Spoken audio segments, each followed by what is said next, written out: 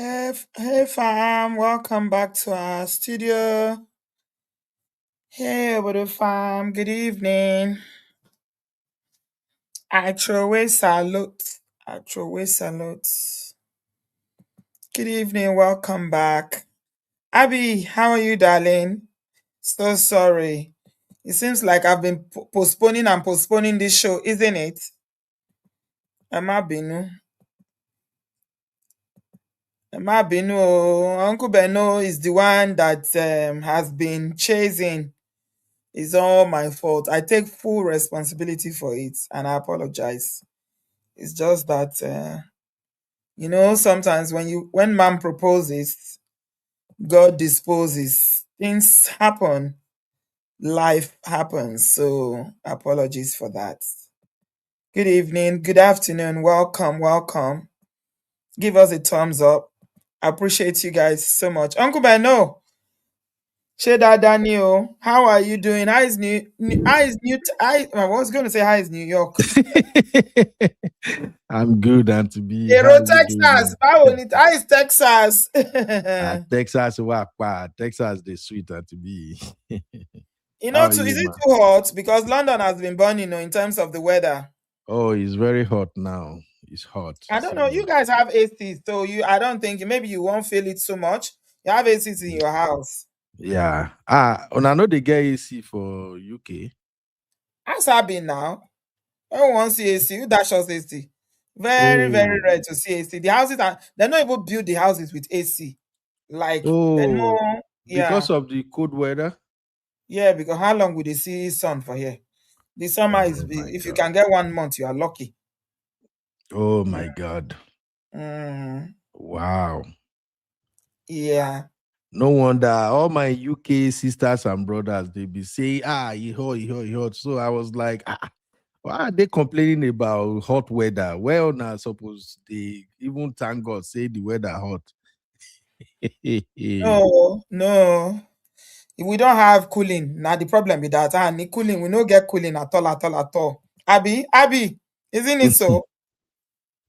And we don't have any Mm, cooling system at all. Only Uncle fan. Ben, that's why I've been bragging that I have AC. That's why, because we don't need to have Eh? AC. You have AC? Abby, I you have have AC? AC. I It's a have. lie. Where did you get AC from? 3 years ago, my dad did this whole thing in the house, and we have AC. Really? Yes, Wow. I TV. need to come and check that invention. I need AC. Oh. I've been bragging, and Auntie Grace will be like, "Abby, continue. You have AC." AC is a bragging right in the Wow. UK. Oh. Hey. Wow. It's a brag. We no get, but very. There is not even space for it in the house, to be honest. Where did you put it? Where did daddy manage to put it? Is it No, we windy? didn't. We did the whole what's it called, the electric system, where it's the same heating and cooling system. So they Hmm. rewired the house and stuff. That's how we did it. Okay. Yeah. Okay. All You right. know how they have it in like modern houses and TV where they Yeah, they rewire have in some houses. what Yeah, they I some don't know why I'm houses. English. I'm not an But electrician. it's very rare. Very, very rare. So we don't have radiators anymore. We just use the same system for heating and cooling now. That's kind Okay. of what Yeah. they did. It was quite a lot of work when he did it. That's good. That's good. Daddy has foresight. Welcome, everybody. Welcome. Uncle Beno, what are we discussing today? The last debate we did, a lot of people enjoyed it. They can send me a message, more of this, more of this, Auntie B, more of this. So I say, okay, let's try and debate again. But the debate has not been debating for days. I've been setting it up and pulling it up. What are we debating today? We are talking about marriage as usual. As usual. Adebimpe, welcome, welcome. How are you? Yvette, I see you, sis. Good evening. Thank you so much. Adorable. Thanks for joining us. I had you. I had you. Alan St. John. Buki. Welcome, welcome, welcome. Thank you, Labuki. Yeah. What are we debating, Uncle Beno? You remember? I mean, you don't forget. Yeah, Hmm? we're talking about divorce favoring women.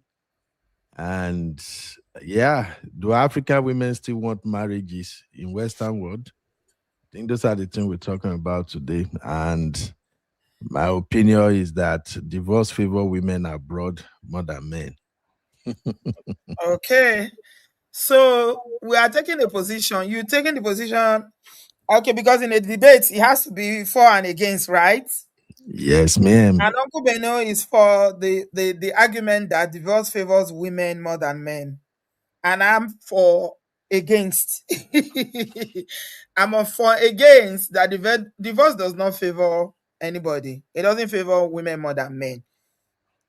Yeah, Mm. that is my own position. Okay. Uncle Beno, do you want to go first? No, you can start the intro and to be Abby, what's the rule? We We're only going have to do 1 hour, Abio, this time okay, one around. hour. Okay, Auntie B. Okay, so we're going to do 5 minutes intro to kind of just give I guess foundation of your argument, and then we'll do 15 minutes, and then maybe we can open it up to the public. So that way we can have 1 hour. So that's Right, 30 plus, yeah. Mm-hmm. Yes, Auntie B. right. Okay. So you guys know that over the past couple of years, there's been, I don't know if I will call it a movement, but there's been a lot of conversation on social media whereby uh, people come online to say that when they come abroad, that their marriages tend to end. That's don't bring your wife abroad movement. Mhm.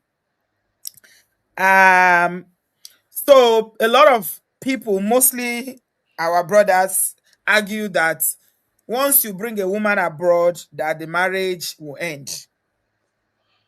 And so there's been conversations around that. And I've always been of the opinion that I don't think the West is what is responsible for marriages that are collapsing. If your marriage was strong in Nigeria, I don't see how coming to the US or coming to the Europe or the UK is going to break your marriage. The only marriages that crash under pressure when they come abroad are marriages, in my opinion, that are already shaking in Nigeria, that are standing on one leg. So, for me, divorce does not favor anybody. Divorce is very painful. It's a painful process for everyone involved, both the woman, the man, and the children. If you have a dog, even the dog will go collect. Yeah. However, yes, many Western society you can say have better support systems for women and children after a marriage breaks down. So this is my position. But nobody benefits from a divorce, and nobody, and I feel like the reason why a lot of brothers say divorce favors women in the abroad is because when young children are involved, usually the man is asked to leave the property, especially when there are issues around domestic violence. So the man is asked to leave the family home. I think that's the one singular thing every man that has gone through divorce, that has been told, that has had to leave the family house. This is the most painful aspect of it for them. And I will get to that later to explain why. This is not necessarily because he's a man. That's why he's told to leave. Okay, so that is my opening. Thank you very much, guys. Welcome. Please give us a thumbs up. Mm. Thank you, Auntie B. Lovely. I can already feel Auntie B is winning this argument to Uncle Ben. Hope you are ready. I'm ready. He's been researching for days. Okay, Uncle Uncle Ben, your Beno. 5 minutes. Yeah, thank you. Thank you, Abby. Thank you, Obodo fam. Thank you, everybody. So basically, I'm just playing the devil's advocate because these conversations are necessary for us to at least understand where we are as humans. So when it comes to marriages and divorce in the Western world, men are always the one who bears the pain, the loss of divorce, especially African men migrated to the Western world. We know that the environment we're coming from back in Africa, um, men have a say. Let me put it that way. But over here in the Western world, men don't have a say. We know the law favors women. We know if anything at all, a marriage breaks down, the person who's going to leave the house is the man.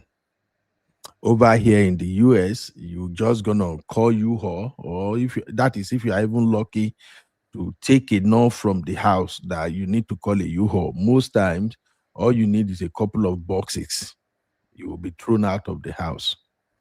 Now, maybe later on, there can be some arrangement whereby your partner, your wife may have to buy you off the property and pay you or something, but instantly you are the one leaving the house. We also Okay. know that men are the one who we incur the financial losses after divorce.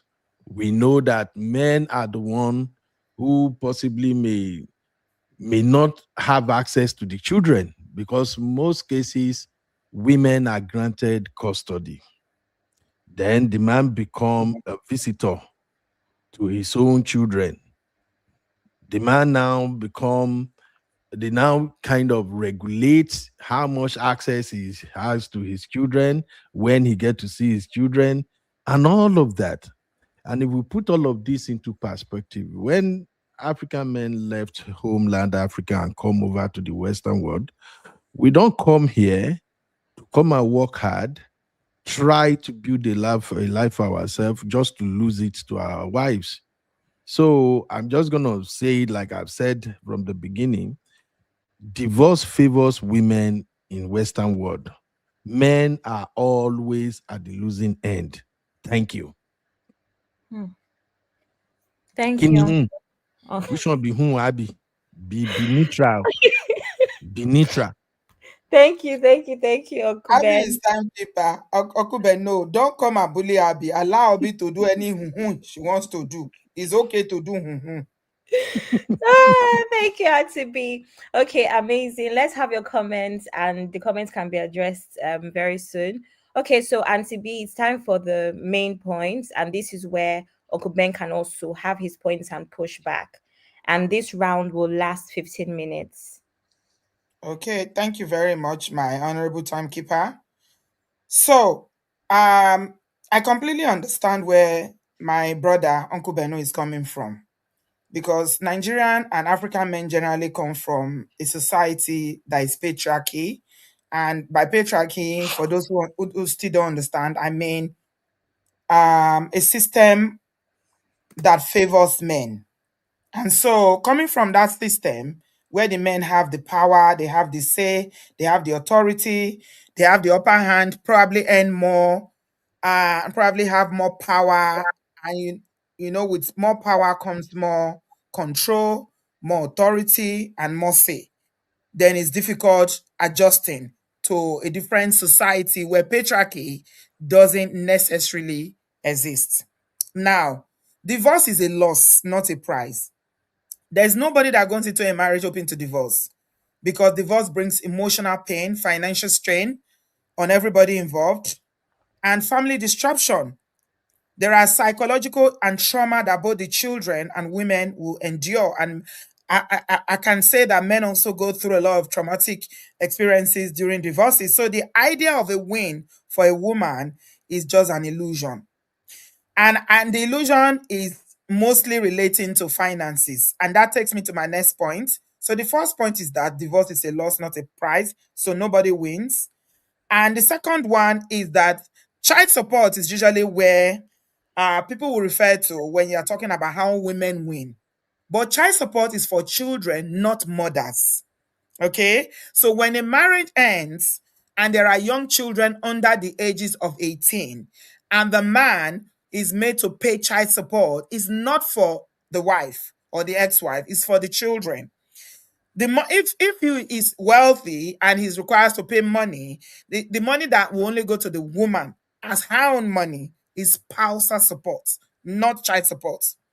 However, men always consider this as being cheated because they are asked to contribute financially towards the upkeep of the children. But remember, when the father pays child maintenance or child support, the money is intended for the welfare of those children. Supporting the children should not be portrayed as women benefiting unfairly from the divorce. And then remember that the woman is still the one that is responsible for the day-to-day upkeep in terms of nurturing the children, ensuring that they access education, they go to school, doing their homework, pouring into them psychologically, emotionally, holding them up, spiritually, to ensure in that very traumatic period, when, especially if the divorce is new. Number three, Western laws aim to protect the vulnerable. And so it's not designed to I think this is the misconception that African men usually have. Western laws are not designed to favor a particular gender. They are designed by the owners of the land to favor the weaker person, the vulnerable people. And so family courts are designed in Western country to ensure fairness, particularly for children who are economically dependent on, the other person. So some women are often primary caregivers. They may receive support.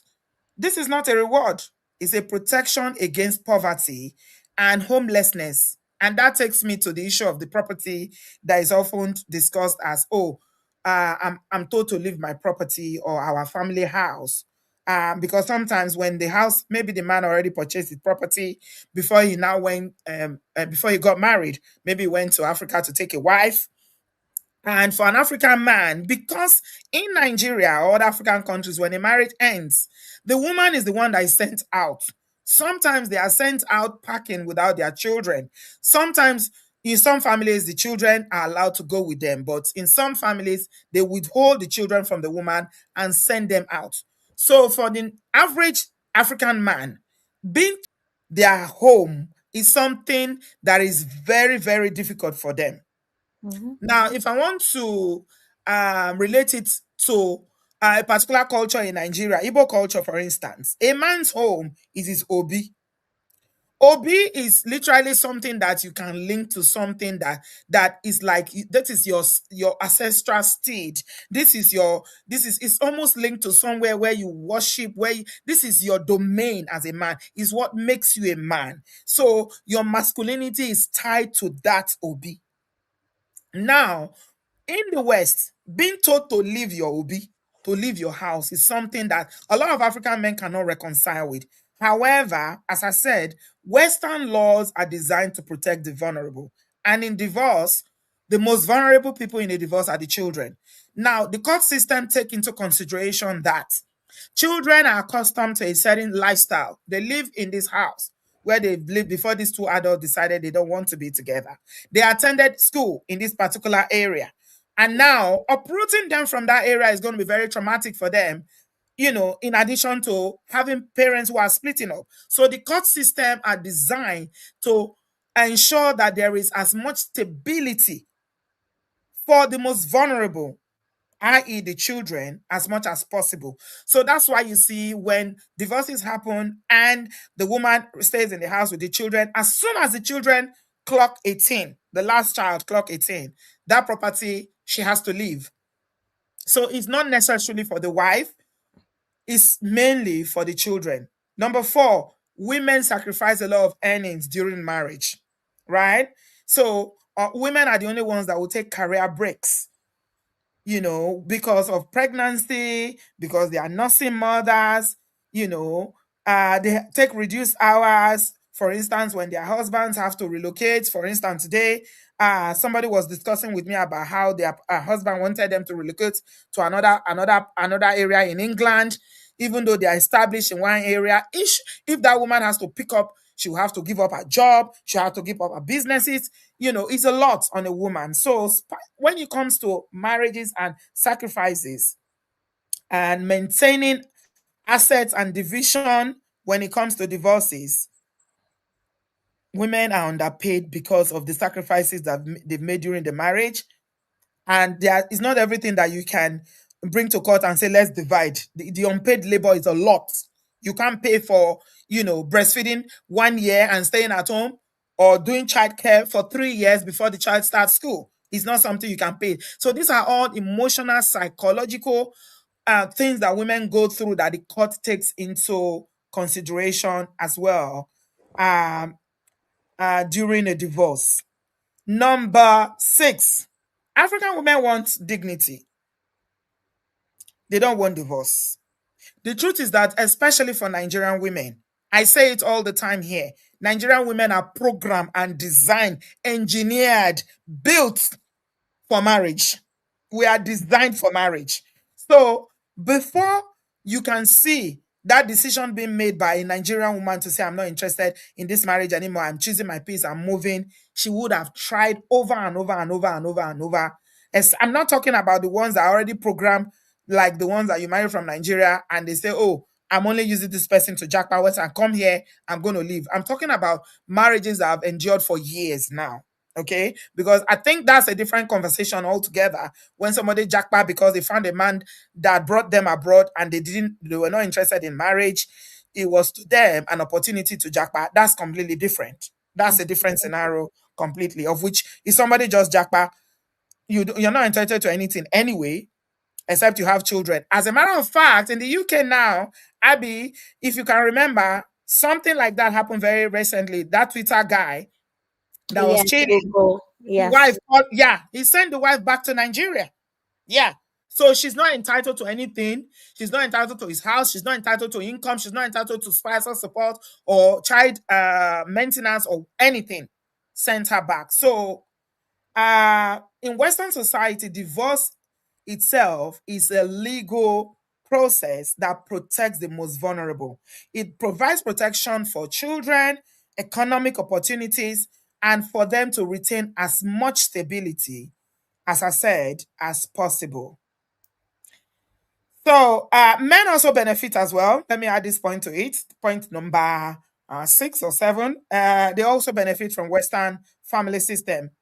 Men benefit from legal protection, access to courts, shared parenting.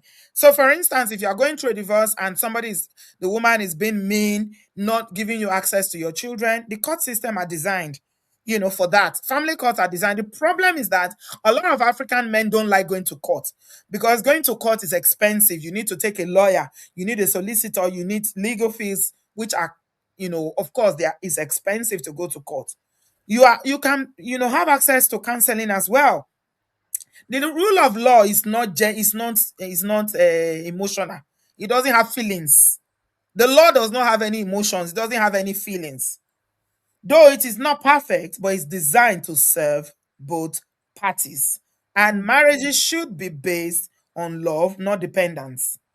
And when a woman has the freedom to live, it becomes a choice. And this then again goes to the point of jackpot marriages. And when I said at my introduction that a lot of marriages that were shaky in Nigeria will come here, and the first 1 or 2 years, they collapse because the woman now has a choice. Okay, she's not dependent on that marriage for survival anymore. So when that opportunity is given, that choice is presented, then it becomes an easy choice for you to, where you have economic stability. Then when the health of the marriage is something that is not been healthy for you for a long time, then jackpot marriage become something that will crumble very easily because you are saying they have alternatives. I don't need to depend on this person anymore. So uh the goal is to get better marriages, not weaker rights. Yeah, instead of arguing that women have too many protections in their abroad. And again, I go back to the point that I made earlier on. Um, the laws of this land in the West are not designed for us Africans alone. They are designed for the people on the land, the West. And so, for a European man or a white British man, when they have a disagreement and the wife say, "I want you to leave," they don't feel the same way like the black man will feel. Before you say anything, they take their knapsack and they're out. If the wife says, "I want you to sleep in the couch," it is their culture, it is their way of life. But because it is the opposite of patriarchy, African men feel the brunt of it more. It hits them more. It's like you are literally removing their essence as a man from them. So these systems are built for protection of the vulnerable, It's for building stronger marriages and providing responsibility for men to be responsible. Again, in Africa, men can walk away from marriages when marriages end and they leave the children. They never provide for them. They don't care if the children go to school. But here, you can't do that. And that is why I've had cases of men who relocated back to Africa because of child support, especially in places like the US, where the child support laws are very, very strict. They would rather go back to Africa than pay to support their own children. So you see, the laws are not meant to oppress Africans or meant to oppress men. The people who own the land designed this law to protect the children, to protect families who are going through divorces, so that there will be mutual respect, ensuring that there's fairness for both men and women. And as I said, divorce does not favor women. It is a breakdown of the family that affects everyone involved, whether in Western society or in African society. However, women tend to suffer more in African society because the laws in Africa does not protect women. In the West, the laws and the system protect the vulnerable, which are the children and the woman. So the system are designed to protect women and children from falling into poverty and abuse. African women do not celebrate divorce. We value security, dignity, and the choices that this system provide us. With this viewpoint of mine, I hope I'll be able to convince you and not to confuse you that divorce does not favor women, but the systems are designed to favor or to protect the vulnerable during a divorce. Thank Amazing. Thank you so much, Auntie B, for that. Right on time as well. We only have 30 seconds to spare. Thank you very much, Auntie B. Okay, Uncle Ben, over to you. This is where you tell us, you convince us that marriage Okay. in Thank you. divorce rather is against men. Thank you, Madam Timekeeper. Thank you, Auntie B. Thank you, Obodo fam. I think Auntie B already made my points for me. In fact, I'm supposed to drop the mic at this point and just keep it moving. Auntie B have said it already. In the Western world, there are mechanisms in place to make divorce favor women. That's the summary of everything Auntie B said. That's not what I said, Uncle Ben. No, I didn't say that. I said to Hey. favor the vulnerable, which are children. Abby, I reclaim my time. Abby. Auntie B, take my time.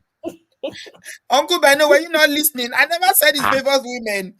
Auntie I B, said I the reclaim reason my why you time. people feel This like is favors debate. women Say you is see because now. you can't throw the woman out the way you do in Nigeria. The way you do in Ondo. Say You una can't do see it me see here. trouble now. Okay, I've not okay, even Uncle started B. now. Auntie B, don't Okay, I reclaim Uncle Abby Ben. my I give time. you 2 extra minutes, so yeah, debate. Ah. Let's hear it. Thank you, Honorable Moderator Abby. So, as I was saying, all the points Auntie B listed only said one thing. In the Western world, divorce favors women. The system are designed to protect women. The system are set up to make women better after divorce. In fact, the system are set up to make sure that men pay with their blood and sweat for divorcing. That's all Auntie B have said. And I think I should drop the mic. Yeah. So, ladies and gentlemen, let me just give you a few points to buttress what I'm saying that Auntie B has made the point. First of all, when African couples divorce abroad, the first thing that hits the man is the financial pressure. And that financial pressure can be heavy. Many African men in the Western world are already carrying responsibilities: rent, mortgage, bills, remittances back home, which we call black task, children, extended family support, and sometimes sponsoring relatives. Divorce can add law fees, child support, possible sponsor support, or alimony. Now, that alimony divest me by itself. Division of property and savings, cost of maintaining a separate home, loss of combined household income. In the US, for instance, Child support is generally based on factors like income, custody arrangements, number of children, and state guidelines. You can look that up if you do simple research on Investopedia. You will see all of that. In Canada also uses federal child support guidelines when parents separate or divorce. Go and check it out. Let's consider another point here. The loss of daily access to children, like I said in my introduction, and this is the one that got me the most. This is one of the deepest wounds. This is one of the areas where divorce hit the men harder than women. Because many men don't just lose a wife, they feel they lose the everyday fatherhood experience. No more walking, no more waking up with the children daily, limited visitation schedules, missing school runs, birthdays, homework, discipline, and even family routines. You know, men feel reduced from father in the home to weekend visitors.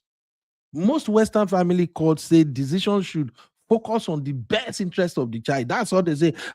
We're making this decision in the best interest of the child, in the best interest of the child. But at the end of the day, the man is the one who's going to pay for it. Emotionally, spiritually, physically, financially. Not automatically the father or mother when they say they make that decision in the best of the children.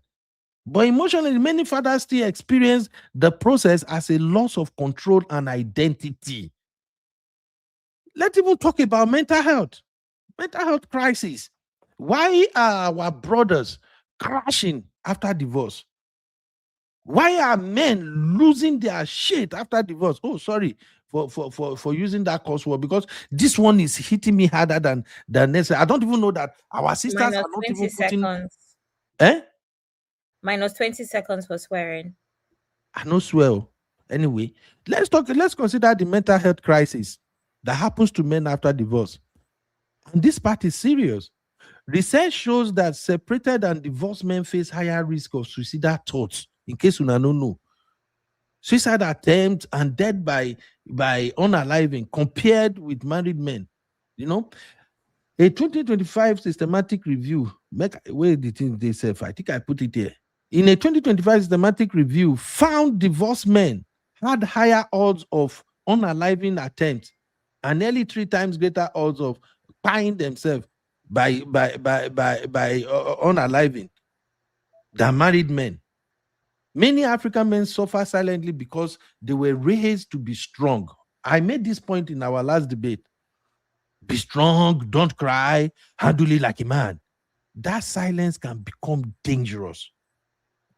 When you divorce a man, you simply ruin his entire plan. We know what it takes to travel down to Western world. Some men sold land, properties, did everything to come to this abroad.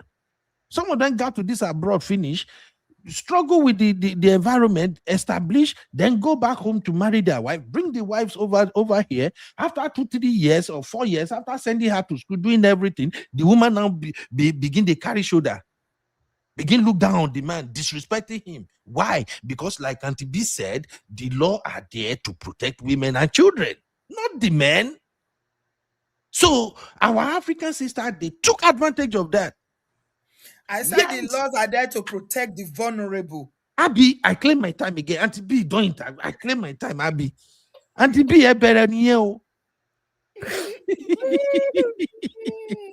keep misquoting what I said, Uncle Beno. That's not what I said. Aunty B, debate in me. I'm winning this debate. You know what make I win? Abby, my time. So, ladies and gentlemen, we all know that African women are smart, intelligent, brilliant people. African women know how to manipulate the law. They will use everything against you. The moment they are done in the marriage, they are done. And they know the Western law will back them up. So a lot of men suffer mental health crises. Okay, how about the cultural shame and public embarrassment? That's my point number 4. In many African communities, divorce is not just seen as a private legal matter. It becomes community gossip. A man Rojo and Rojo, we do a job where we gossip too much. That man will now become a laughing jack in the community. Everybody will just look at them and say, oh, really, see him. Mumu, he don't do this. His wife don't collect it. The man can. Some men won't even go to the gathering of African communities because of divorce. Why the woman will be tying gaily after the divorce like this every weekend? Party don't start.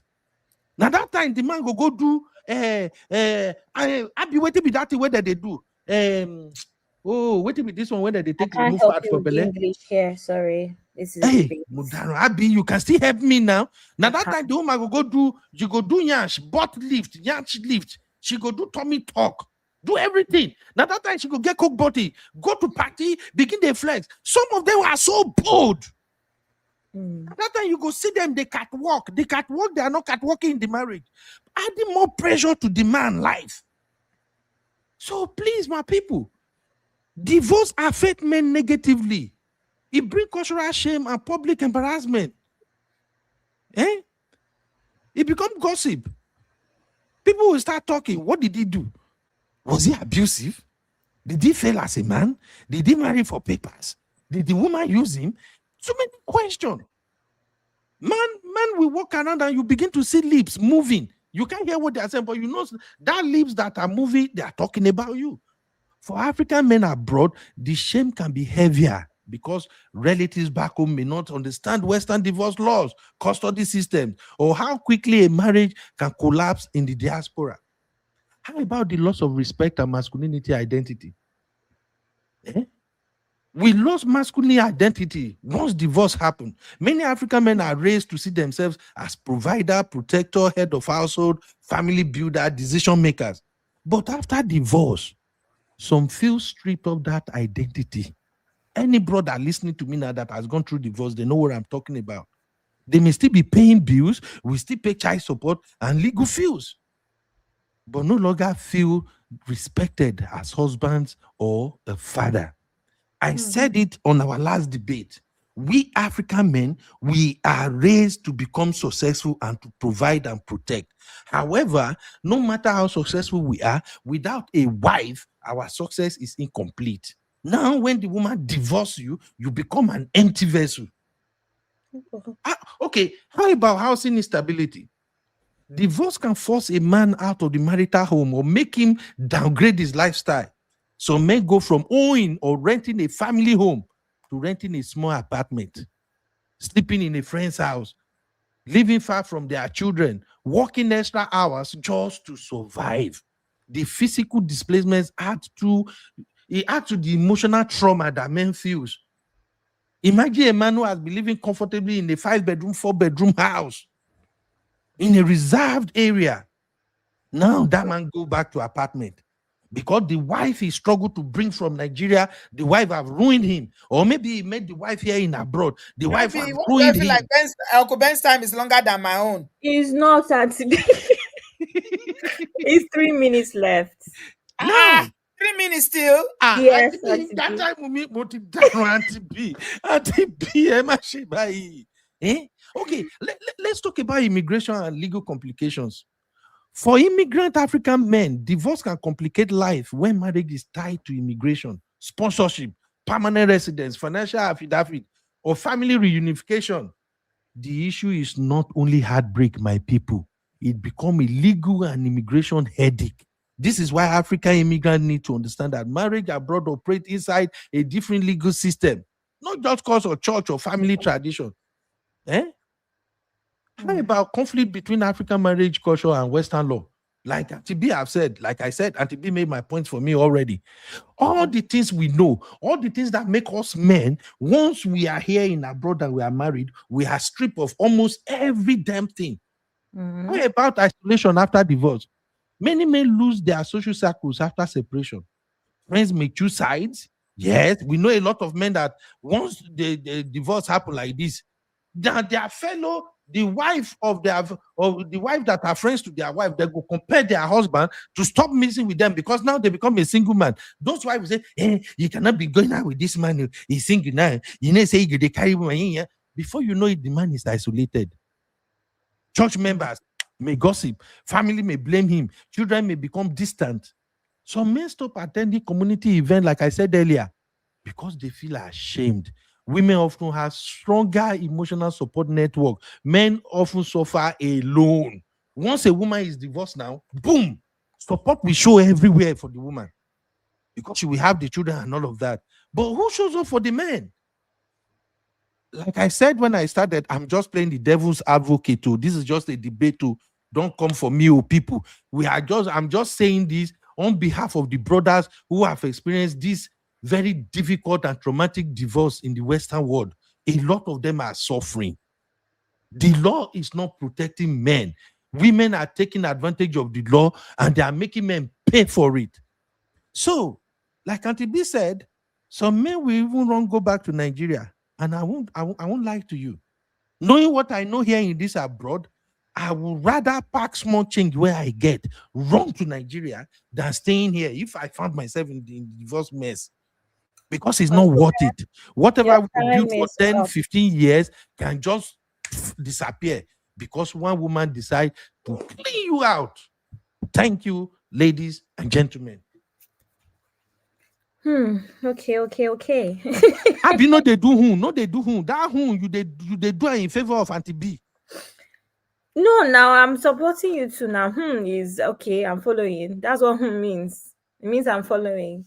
Anyway, thank you so much for that, Uncle Ben. So, Auntie B, we're going to do, let's say, 7 minutes, and this is where you and Uncle Ben can go head to head. You can take apart anything that Uncle Ben said, and Uncle Ben, you can also do the same. So, in this round, interruption is allowed.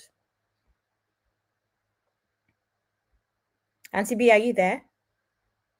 Thank you very much, my honorable timekeeper, Abby. I've been itching. I cannot wait to jump in. First of all, I'm here to at this moment and this time I'm dismantling everything Uncle Beno has said. Okay. Because everything Uncle Beno has said are not actually factual. They are not. They are based on, again, sentiments and emotions. Because all the points Uncle Beno has given, for instance, alimony or child support. Child support is not based on a man. It's not only men that pay child support or alimony. It is the person, the parent, who has the children, and if the other person earns more, they will pay. What's her name? Halle Berry is paying child support to how many husbands? You Americans here, please remind me again. Auntie B, that is Halle Berry. How many Nigerian Yes, but women there are are Halle also Berry? women. There are also women in the comment section. I have a lot of people here. Please, if we can go back to the comment section, who said they have friends or African community that are paying child support to their ex-husband. So a child support or a alimony is not based on gender. The way they calculate it, Uncle Beno, I think you are getting it completely wrong. If your wife earns more money than you and you divorce, if you have children and the children are with you, she will pay you. She will pay you child support. She will likely pay you spousal support and alimony as well. Auntie B, the question is, how many African women make more money than men that divorce the men? In the West, a lot of African women make more money than their husbands. Not in Africa, not in Nigeria. Many of them don't divorce when they make significant money. Now, those one where they make small money, where we say they can pass in order to That's not avoid true. child support. That's not true. You don't know The everybody's ones story. that are making heavy amount of money, Auntie B, they don't go and divorce their husband because they know Uncle the Beno, husband can you don't clean know them out. everybody's story. A lot of African make money. Like I the women agree. make a lot more money. I Yeah, agree. the point is that, see, the point I will say is that usually in most Nigerian marriages or African marriages, even when the woman makes more money, she tends to have the children more because a lot of you men don't know how to care for children. Mm-hmm. Under 3 months, you are married to another person, or you pack to follow to go and be living with your girlfriend. So, which woman is going to leave her children for a man like that? You're probably cheating in the marriage before the divorce. So, I wanted to correct that. Then the point Auntie you B. raised about no, hold on, Uncle Beno. You said that there is shame, loss of society. I mean, how did you say it? Loss of community, loss of stand in society, loss of respect. When we all know that it's women that are dragged constantly When a marriage ends, I've never seen where men are disrespected because they are not Auntie married. B, Auntie B, you may not see because you are not in the men's circle. We know what goes down in men's circle. When you are divorced, the moment your wife is no longer under your roof, you are no longer the man we take you to be in our own circle as men. Okay. Uncle Beno, Honey Babe is our sister here, our dearest sister. She's paying child support to her ex-husband in Yanko. Honey Babe case is an isolated No, case it's because she makes not. more money. And No, it's probably not. the man outplayed her. No, it's not. Any babe situation is not isolation. This is Kem saying that I know a lot of African women who pay their husband alimony and child support among several others. It's not isolated. Auntie B, What I'm where trying is to the tell you that data? you're making it sound as if it's The the men that data, always Auntie B, pays. Auntie B, where is the data? The data shows that men pay more alimony than That women. is Oyinbo men that has money. Black men, which money do you African people have? men too. God Auntie bless B. you. Which money? Which money do you people have? You are immigrants. Most of you are cab drivers and security men. Which money do You know you what I have? said? Auntie B. Hey, okay. Wait till timekeeper they talk. Timekeeper, you they do partial, you they allow Auntie B they hit me. Especially When the I want to older hit back, generation, which you money go you they talk. get? Which money do you people have that you are paying, that you are Auntie using to B, pay we sponsor have support? money. The You thing don't. is, majority of men that has money, they know how to divorce without paying alimony. So this is what I see. You are looking at data of white people. You are not looking at data in our community. That I'm data you are looking looking at at is wrong. African data now, Auntie B. Which African data, Uncle Beno? For instance, make una go check Pew Research Center. What's the date, Seth? Go and check Google Pew Research Center. Check June 15, 2023. The key fact about that in the US. It was quoting Harvard. You started with Fury and Harvard again. Remember the last time? It's Harvard you were quoting. Uncle Beno, you come again with your quote of Harvard. Auntie B, I was going to be gentle today. No, it's okay. You know what's up. It's okay. But now, Auntie B, you be like say you don't get into your mood now. Yes, I did into my mood because when Oyinbo man, when they divorce, they will leave house, assets, plenty money for their wife. When African man divorce, it's trauma that the woman is left with and children to raise single-handed. The man is equally traumatized, Auntie B. How about a man that a woman divorce and destroy everything the man has worked for? Uncle Beno, you said last time that marriage favors women more. The last time, remember, you argued that marriage favors women more than men, that women want marriage more, and marriage favors women more than men. How come you are now arguing again that divorce favors women more? We are talking about divorce, Auntie B. Marriage and divorce is not the same thing. Debate, remember, our last debate, you took the stand and said that women are the ones that marriage favors more. So if marriage favors women and it doesn't favor men, are you also saying that divorce favors women? Everything favors women? No, because I was saying that marriage favors men, remember? And you said, no, it's women that marriage favor. Uncle Beno, you need to choose one. No, you cannot be on both sides. No, Auntie B, we are talking about two things now. Thank God that B is here. If we're arguing about who marriage favors, it's a different conversation. If we're arguing about who divorce favor, especially in Western world, it favors women, Auntie B. It favors women. Because you raised that point that it's only men that pay child support, and I told you that a lot of men, especially the older generation in our community, they don't have money. Another person now, these are people dropping their own personal opinion now. Muchi chat room said, my ex put me through emotional hell. When stopped crying and detached emotionally, he divorced me on irreconcilable differences. I had to give him my 3-bedroom flat. 3-bedroom flat I had to give him. Yanko? No, Auntie B, this is on a case-by-case basis. We don't even have the background. No, you say you have data. Uncle Beno, you say you have data that shows that men lose more. The African men pay women more in the West when Auntie they divorce. B, everybody knows. Even my sisters here, if they want to be honest with us, they know. The data says it. Men are the one who lost their stuff when divorce happened mostly. Stuff like what? Auntie B, I'm not talking about men who are useless, who don't have a better job or anything. I'm talking about men who are intentional, men who came here to better their life and they work for it. We have doctors, engineers, professors, name it. Ngozi, Women, it is this Western world that women will intentionally, especially a woman that does not love you originally before, just because you are made, she will divorce you because she knows she's going to get half of whatever you own. Me that I'm talking right now, Auntie B, I know one thing for sure. I pray it will never be my portion. Me, I already know if shit go down now, 50% of whatever I've worked for, he's going to go to madam. We all know this is how it happened. So who benefit the most? We also know that this same America, you can go and bring a woman from Africa to this America or London right now. She can stay in your house maybe 5-10 years doing nothing. The moment you divorce, she will get half of your stuff. Uncle Beno, why are you telling tales by moonlight, for goodness sake? You go and bring somebody from Africa, they will stay in your house 5 years. In which country? Which abroad? 5 years that she didn't work. Uncle Beno. Auntie B, when I say she didn't work get level, Auntie B. Okay. A woman that works BRS, maybe she's making $3,000 a month. Is that a work? When the man is clearing like maybe 10, 12K every month, that is not you're work. saying Auntie that in all the marriage that you know, that generally is the men that earn more. That is your argument. No.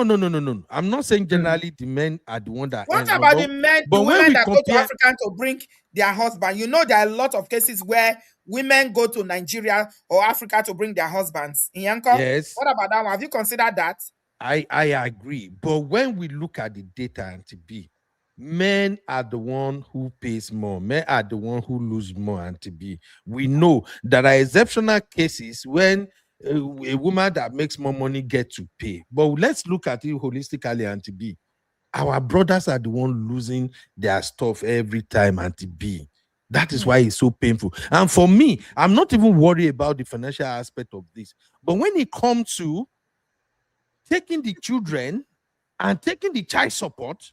When you say taking the children, Uncle Beno, even your terminology alone is problematic for me this evening. How, Auntie B?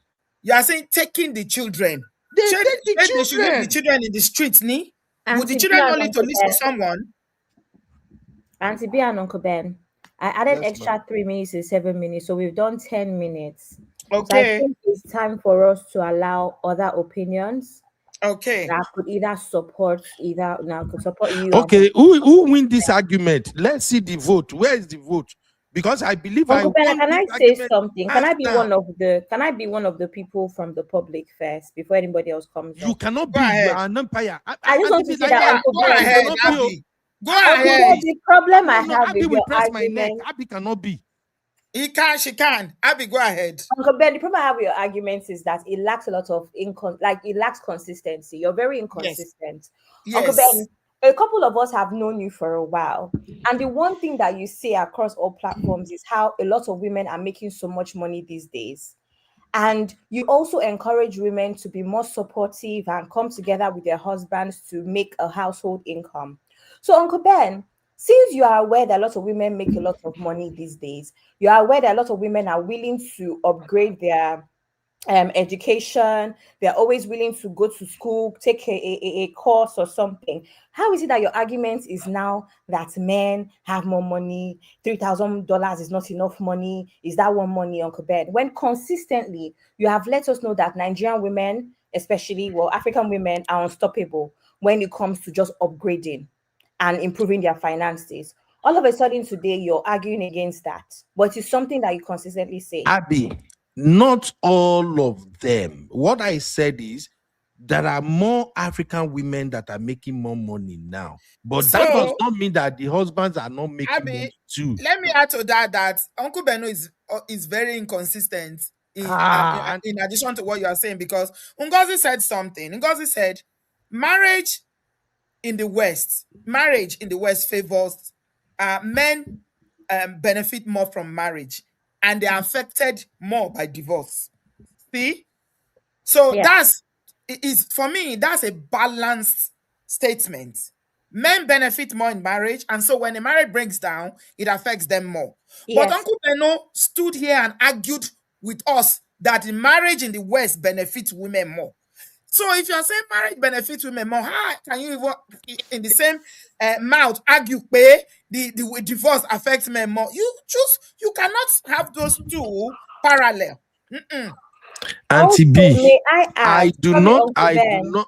I would like you to argue this too and add it to your points. May I also add that there's nowhere on my 29 years on earth that I've heard men being shamed. Men move on. A man can leave a marriage today and get married within a year. A lot of women, there's stigma that she came from a previous marriage. Oh, there's she has baggages. Oh, the children. Now I have to marry her and marry the Who is children more too. likely to remarry Right? when a divorce happens? Exactly. So, Is Uncle it Ben, a how can single you say father or that a there's a single whole mother? community or Who that is is more against likely to men? look after the children when a marriage breaks down? Is it the man or is it the father or the man or the woman? Anyway, Thank you. Women are We facing are come in with Western baggages. world, Auntie B. You said it yourself. The law favors women. I didn't say the law favors women. It Uncle Ben, favors you keep saying vulnerable. that I said that. I didn't. I said that the law was Everybody, designed in the you West. said the law It's protects designed women to and protect the children, vulnerable, the most vulnerable, which is the children. Number one, the children. and then And the women. reason why you see is by extension. So the reason why you keep seeing it as the women is because the children are always with the mother. So in your mind, when a man is paying child support, it's the woman that is taking that money. No, it's for the children. Auntie B, you don't Most want me times to the go children that are with the route. You don't woman. want me to go there because if I want to discuss that child support thing now, I will offend some of my sisters. But if they tell me Why? to make I talk, I will talk on it. Talk, I don't oh, want to talk, offend them. Uncle I don't Beno. want to offend my sisters. Why? Because Those I don't want to pay child support. No. I Okay. don't want to offend them because if I should break it down now, some sister will not like it. Auntie B, let's look at something. I can use America as an example. If a man monthly take home is like $6,000, let's just go for the average, and he divorced with 2 kids from his wife, that man will be paying nothing less than within $1,200 to $2,000, depending on how the wife lawyer can choke his neck. Let's say the man is paying $1,500 a month because he makes $6,000 every month. Auntie B, how much food Pikin one chop Uncle in a Beno, month? please. Don't, Just Uncle wait. Beno, please. Auntie B, no. Auntie B, Don't that's stay why I that. say if I say make How I much begin food? break What am do you down mean? now. You want to come and ration? You want to come and start putting No. prices on Auntie what B, it it's takes to not take care of about children? rationing. It's What not do you about mean? How much rationing. food? You want to Auntie B, put it in you want to put every care and support that the child gets into a dollar. I want to break it down, Auntie B. No. this way. That breakdown can never work. Auntie B, Don't make even I go break there. it down now. It's Don't my go own. there because the day It's she's my sick, own the child point. is sick. No. Guys, It's not let me in. Let me answer 1,000 this man. money is nonsense when it comes to taking $1,500. care of children. Who is that? Money is Auntie nothing B, compared to the emotional toll. When the 1,000 child is sick, Auntie which B, 5,000? wait now. Abi, you not step Uncle in Beno, now. Una No, I did de do say that you're kwashiana now, allowed, Abi. Uncle Ben, you're allowed to go back and forth in this round. I told But you. Auntie B, no one make I go back and forth because now. you want to Uncle go Ben, break that's and not down. Say your how Uncle much? point Ben, is strong What enough do you mean by to how much food? overthrow and today. Uncle Ben, Uncle Dai, I can land delay, you know. Okay, land. Land. 1,005. A man is paying $1,500 child support. Now, how much food will 2 kids eat in a month? Yes, $400. Every other thing that they may need, okay, here and there. Yes, they won't spend more than $700 in a month. Now, what happened to the other $800?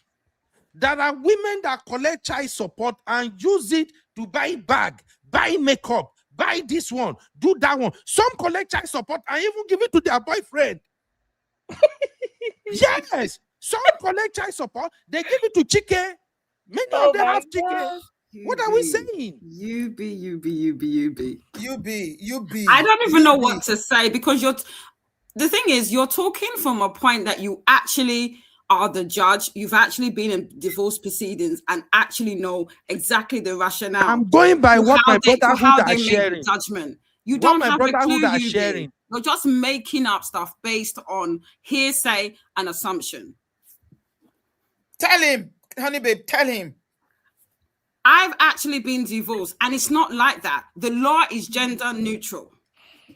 And the way that it works is they protect the financially dependent and the vulnerable, which is the kids. In my case, I was earning more. And because of whatever, the judge came to a decision, I'm not going to go into the details. My ex-husband ended up having my son. So which would mean that since he's the primary caregiver, yes, I have to pay. I have no problem with that. Because unlike a lot of people that are allowing emotions, you're not even thinking about the child. Regardless of what I think about my ex-husband, I have to fork out for his care because we are both parentally responsible for that child. Yes, the child is not living with me, but if you say that you're a parent, why would you be debating how much you need to pay for your child? Is he not your child? And the problem I have is that you need to get it into your head that the money that you give to the primary caregiver is not for him, it's for your child. And I've been able to reconcile in my whatever the money I give to my ex-husband is for my son.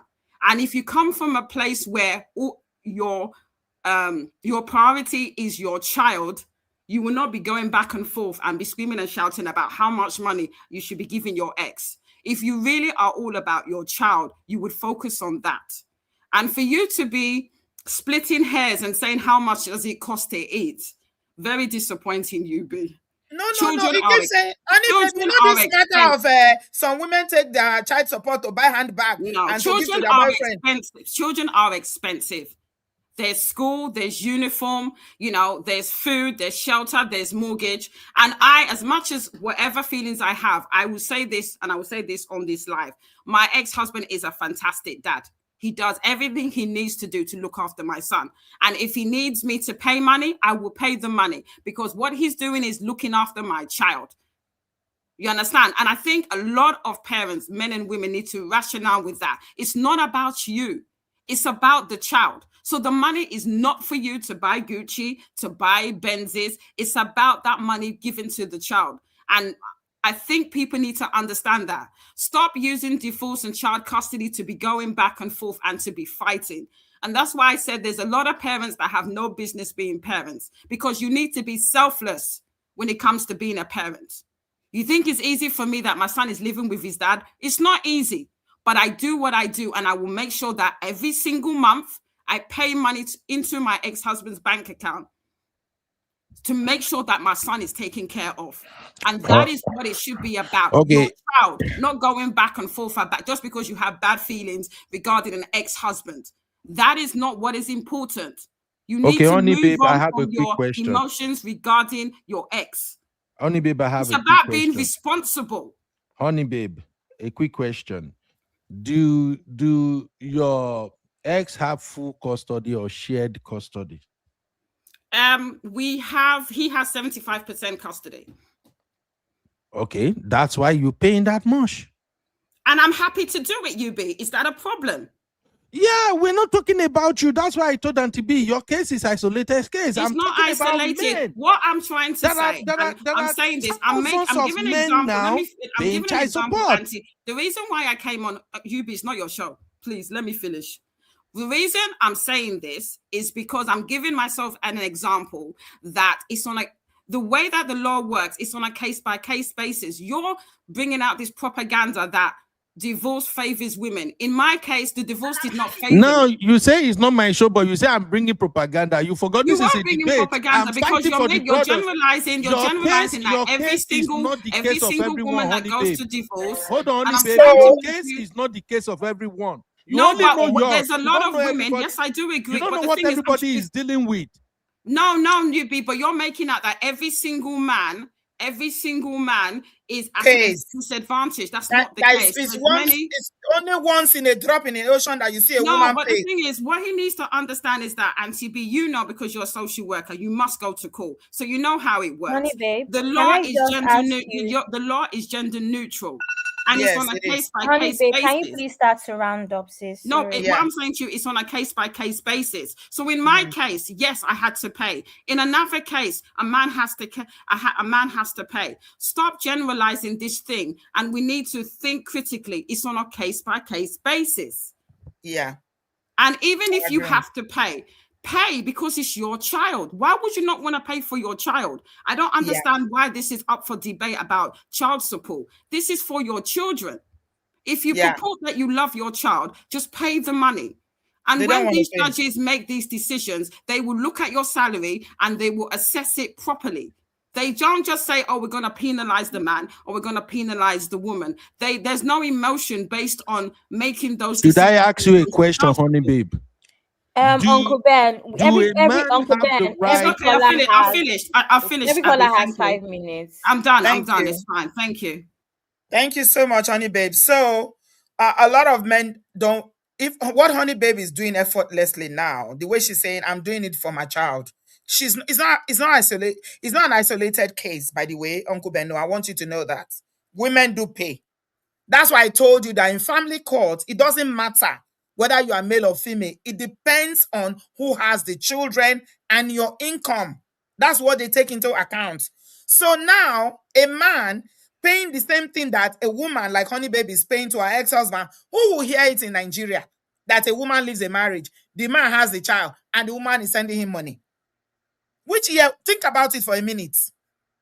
That you, as a woman that has left a marriage, you are sending your ex-husband money to take care of his own child.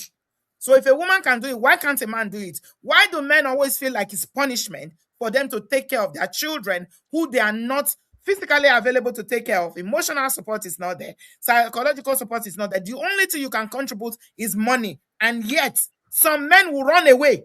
Aunty they will B, literally run away to Africa to avoid paying it. Aunty B, who makes it difficult that the emotional and psychological support is not there? Is it not it's the both women? People. No. Is it not the women? No. B, majority, most of the time, women are the one that make it hard for the men to be in the life of those children. No, we are not talking about. I'm talking about when a marriage ends. It's not only women that are responsible for why marriage ends. Both people are responsible. Early morning now, are we talking about? Aunty B, if I may say something, please. The life of the children. Okay, Uncle Dio. Abby, okay, your timer. Yes, Uncle Dio, 5 minutes, sir. Thank you, sir. Thank you very much. Aunty B, I think we are debating from the point here. Because this issue of divorce, men and women are very, very critical, and there are a lot of things to like unpack. And then one aspect is what we are talking about now, and there are so many other aspects, but I don't want us to deviate from the main focus, which is who benefits more in a divorce, in a Western marriage. And to me, Aunty B, you've already nailed it at the beginning of your own contribution, because you made it, you are supposed to say that men benefit more, but instead you proved that it is neither here nor there, that it is a draw, that the law that was made to protect divorce is made for the vulnerable, which can be either a male or a female, as the case may be. So that means there is no point to be arguing again. It has been established by the point that you have proven that it's a draw, that neither men nor women benefit, that it is the vulnerable that is being taken care of, which to me, there's no more basis for any argument. But for the sake of learning and for the sake of getting something out of this debate, I want us to look at one or two things. Number one, divorce is not something favorable, as you rightly said in your own opening arguments. It's a painful thing, and both parties involved always get away with trauma. Now, Uncle Ben raised a very salient point that in the Western world, unlike in Nigeria here now, if there's a divorce, women are the victim. But over there, most times men are the victims when there's a divorce, because number one, the patriarchal nature of a Nigerian man will be stripped off. His ego, his masculinity, his identity, everything that makes him a man mentally and traditionally will be taken away, because the law there make it so. So as it is now, for a man to have lost that all of a sudden due to divorce, and then coming back from an African background, coming back from Nigerian background, that will surely put that man in an emotional trauma. And I also type something on the chat. I said, it is only in the West that we see women that will say that, okay, this is the way they want to live their life. They will look for 2 or 3 wealthy guys, marry them, give birth to children for them. Hey, After giving birth to them, to some children, they will sue for divorce, collect out the properties, and they'll be collecting money. the land. No, it was happening before. It was happening before, but now they have not looked into that law again to checkmate Have you that. seen it in our community, Papi? Uncle, we are not talking Oyinbo. No, We are not talking African American, no. We are talking the extent to which the law has gone in the West. Shebi Regina Daniel did dance saying don't collect half of net property. Uncle Ben, you That are thing not is not true. true. It's not true. That was, She No, it's just on did the it net. to trend. I'm Auntie B. surprised that people are running away. Would you believe everything you see on social no, media? Auntie B, can I say something here? That video is an old video. Somebody maliciously edited that video. That's been confirmed. That's been confirmed. Ned, that is a lawyer. David, she cannot even see her children. Talk of collecting one pin. How can people believe? Do you believe every nonsense? People believe every nonsense on social media. Ned, the whole community took Ned to court and he won. Ned sued Nigeria and won. It's him, that small Regina will come and collect half of his property or half of his estate. Come on now. Auntie B, let's leave Regina out of this. That's not my point. My point is just that Uncle Beno that brought him in and said, what about Regina? Which Regina? Regina the law. She doesn't even see her children to visit, talk of collecting anything. Now, Auntie B, I'm going to stop it here. When there's a case of DV in the home, if a woman should just call the police, even in UK where you are, and she kind of alleges the case of DV, they will send the men out of the house. Yes or no? In the West, if there's DV, Let me answer this. Yes. Yes. Wait now, Auntie Gotti, wait. I'm still talking with Auntie B. Yes. Because do you know why they will send the man out of the house? Yes. Whether the case is genuine or the woman just decide to go naughty and claim that there's a reason for it. No, Auntie B, I'm not even arguing about the reason. I'm just telling you why can't they come and send the woman out? Or because now this one has nothing to do with this one has nothing to do with maybe there are children involved. It's a standard. If there's a call, there's a DV in the house, the person that will be sent out of that house that will not sleep in that house that night is the man. Yes, that's true. So that's the point, Auntie B, to show that now in Nigeria, if there's anything like that, who do you think will go out of the house? It's the woman. Yes. Thank you, man. So these are the issues that we need to look at. And I like what you said, Auntie B, when you said that the law over there is made for the vulnerable. So the law says the woman to be vulnerable. That's why everything for proving otherwise. Are you getting me? By default, the law favors the woman until they are proven otherwise. That's why in case of my sister too, Oyinbo, by default, the law is supposed to favor her. But when they now look at it and kind of investigated that, she's doing well more than the man, that is when they will now make her to be paying. But by default, the law favors the woman until proven otherwise. I rest my case. And do you also know that Oyinbo brought her husband from Nigeria? Did you know that? So when we are making these things about, I am not making a case of Oyinbo. I'm just making a case of general scenario. Yes, the general scenario. This one is to Uncle Beno now because Uncle Beno thinks that it's not on Uncle Beno alone. A lot of men on social media, generally, that's always the conversation. Don't bring your wife abroad movement. A lot of women brought their husbands. It's just that women don't talk about it. Exactly. Okay, go ahead, Uncle Dayo. Uncle Dayo's time is up, by the way, Auntie B. No, I've made my points, ma. Thank you very much. Thank you, ma.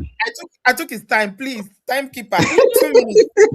Yeah, I gave him 2 extra minutes because of that, actually, Auntie B. Okay. Thank you very much. Auntie B, now, one last point that I want to make also is that in the case of divorce also, many times people don't consider the emotional trauma it has on both parties. But one party is much more vulnerable than the other. Now, anybody that seems to be happy in divorce is the one that divorce favors. That divorce favors more. Just watch it. After a divorce, who smile home? from the court. If the man is smiling, that means divorce favors the man more. If it is the woman, that means it favors the woman more. So I want us to maintain the fact that in the West, divorce only protects only the vulnerable, which can be either the man or the woman. And that, and I don't want us to put in the issue of the children, because that one is another case entirely. In most cases, it protects the women, not the men. No, according to what Aunty B has been able to prove, Aunty B never proved any point that it favors the man more.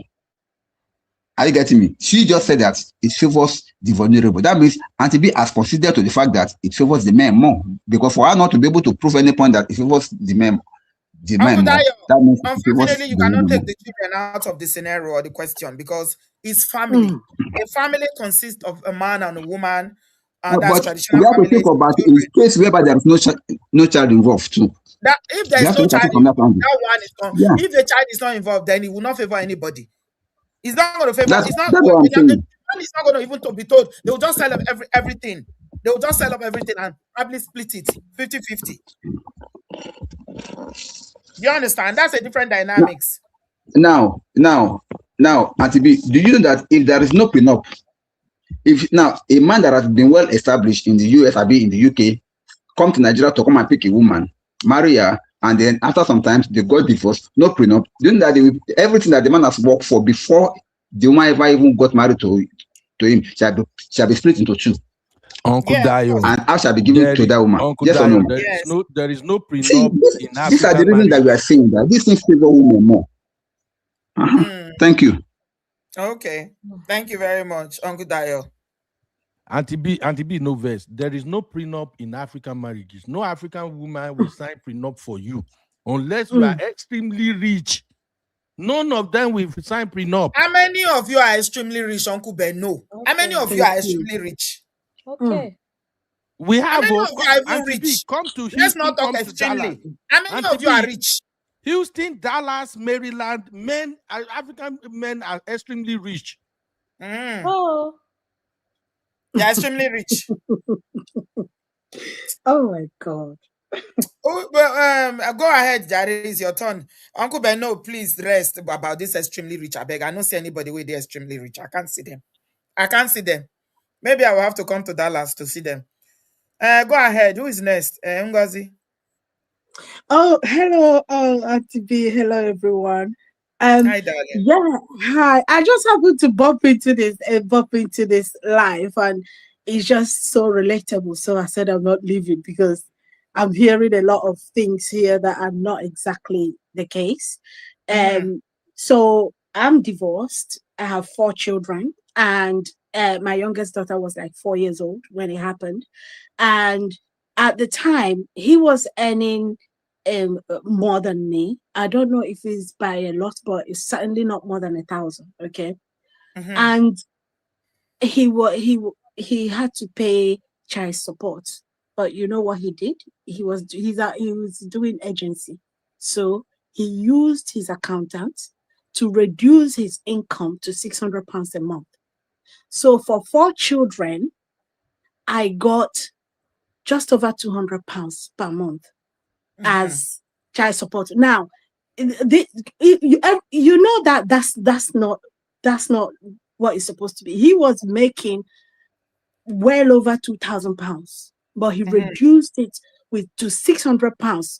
I just didn't want to chase anything. Okay, to punish you, to punish me, and I just let it go. Meanwhile, my children, all 4 of them, were in primary school, and each one, the kickers, because I buy them kickers, because I notice when I buy all these other shoes, it will keep spoiling. So I just go for kickers. Each pair is £100, and I'm buying for 4 children. Yeah, that's 400 per term. Exactly. That's just the kickers, not anything else that they need for school. School uniform for 4 of them, new, everything brand new, school bag, everything every year. That's how I did it. Now, 10 years later, I went, because there are 2 properties: the house where I live with my children, and there's a 3-bedroom flat, ground floor, and that flat is also my flat. Okay, But everything we were, because it was all acquired during marriage, I let go because it was 2 properties. Okay, I let go of the flat because my solicitor said, look, it's going to take about 2 years. And I thought to myself, there's no point in dragging it. I live in the house. So I let go of the 3-bedroom flat.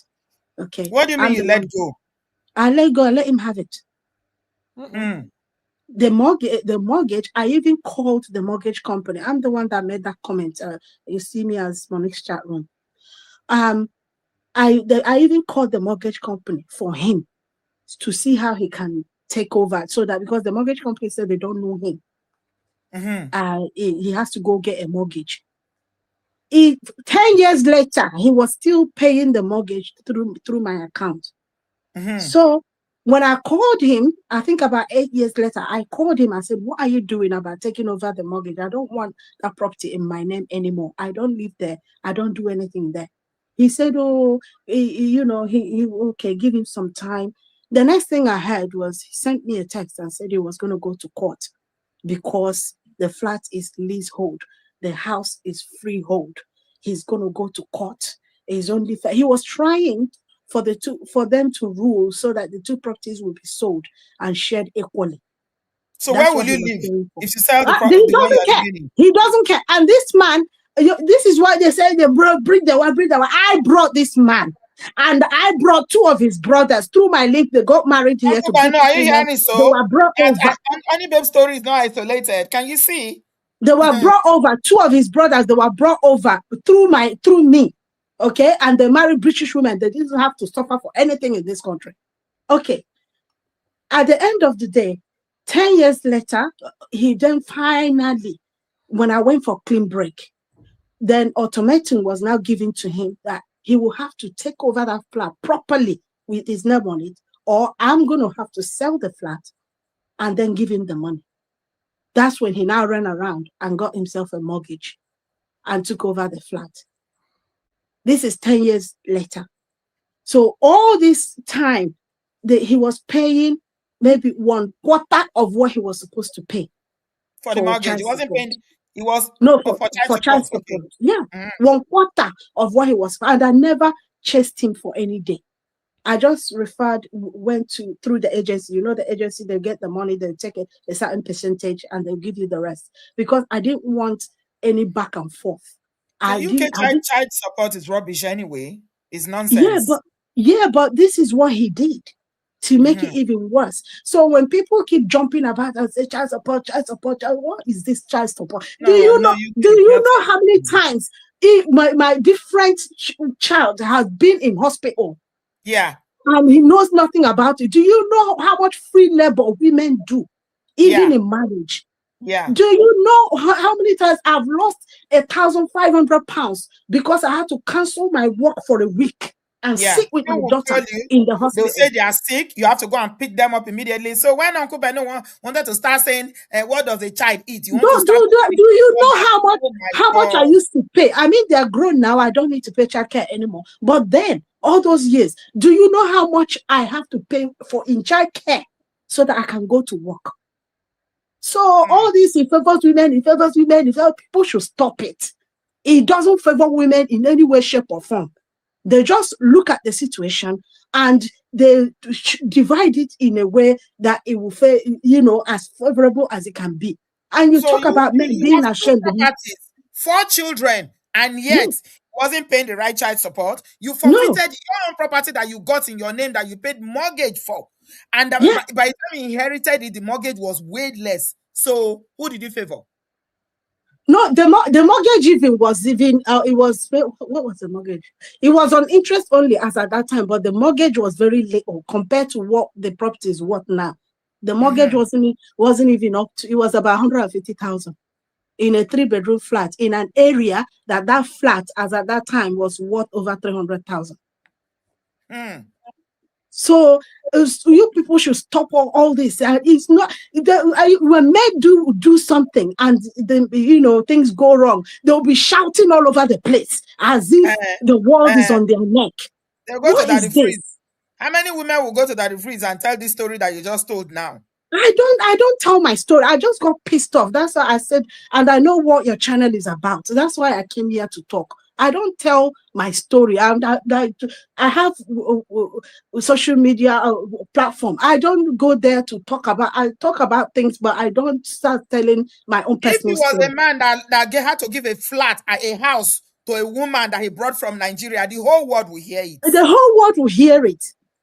So all these favors women, it doesn't. And by the way, in this country or in the Western world, things are done so that nobody will lose out completely. But in Nigeria and the African society, if the woman gets kicked out, get shamed, the men never get shamed. Not even in this country. Aunty, The woman will be shamed, treated like an outcast. Even fellow women. They will cut you off because you said the husband cannot perform anymore. If the husband say hello to you and you reply, they will say, "Oh, she's coming after my husband." Even when their husband is not even someone you would touch with a stick, so you just withdraw because you don't want insult. So, what do you guys want for women to be suffering in Africa and also suffer in the Western world? Is that what you guys want? My sister, I don't know, maybe I can say something. Aunty B? Go ahead. Okay, my sister, I'm so sorry for all that happened. I'm glad that at least you are in a better place now that you can talk about it. Basically, this show this is what it's for, so that we can rub minds together. I'm not trying to water down your pain and everything that you've been through.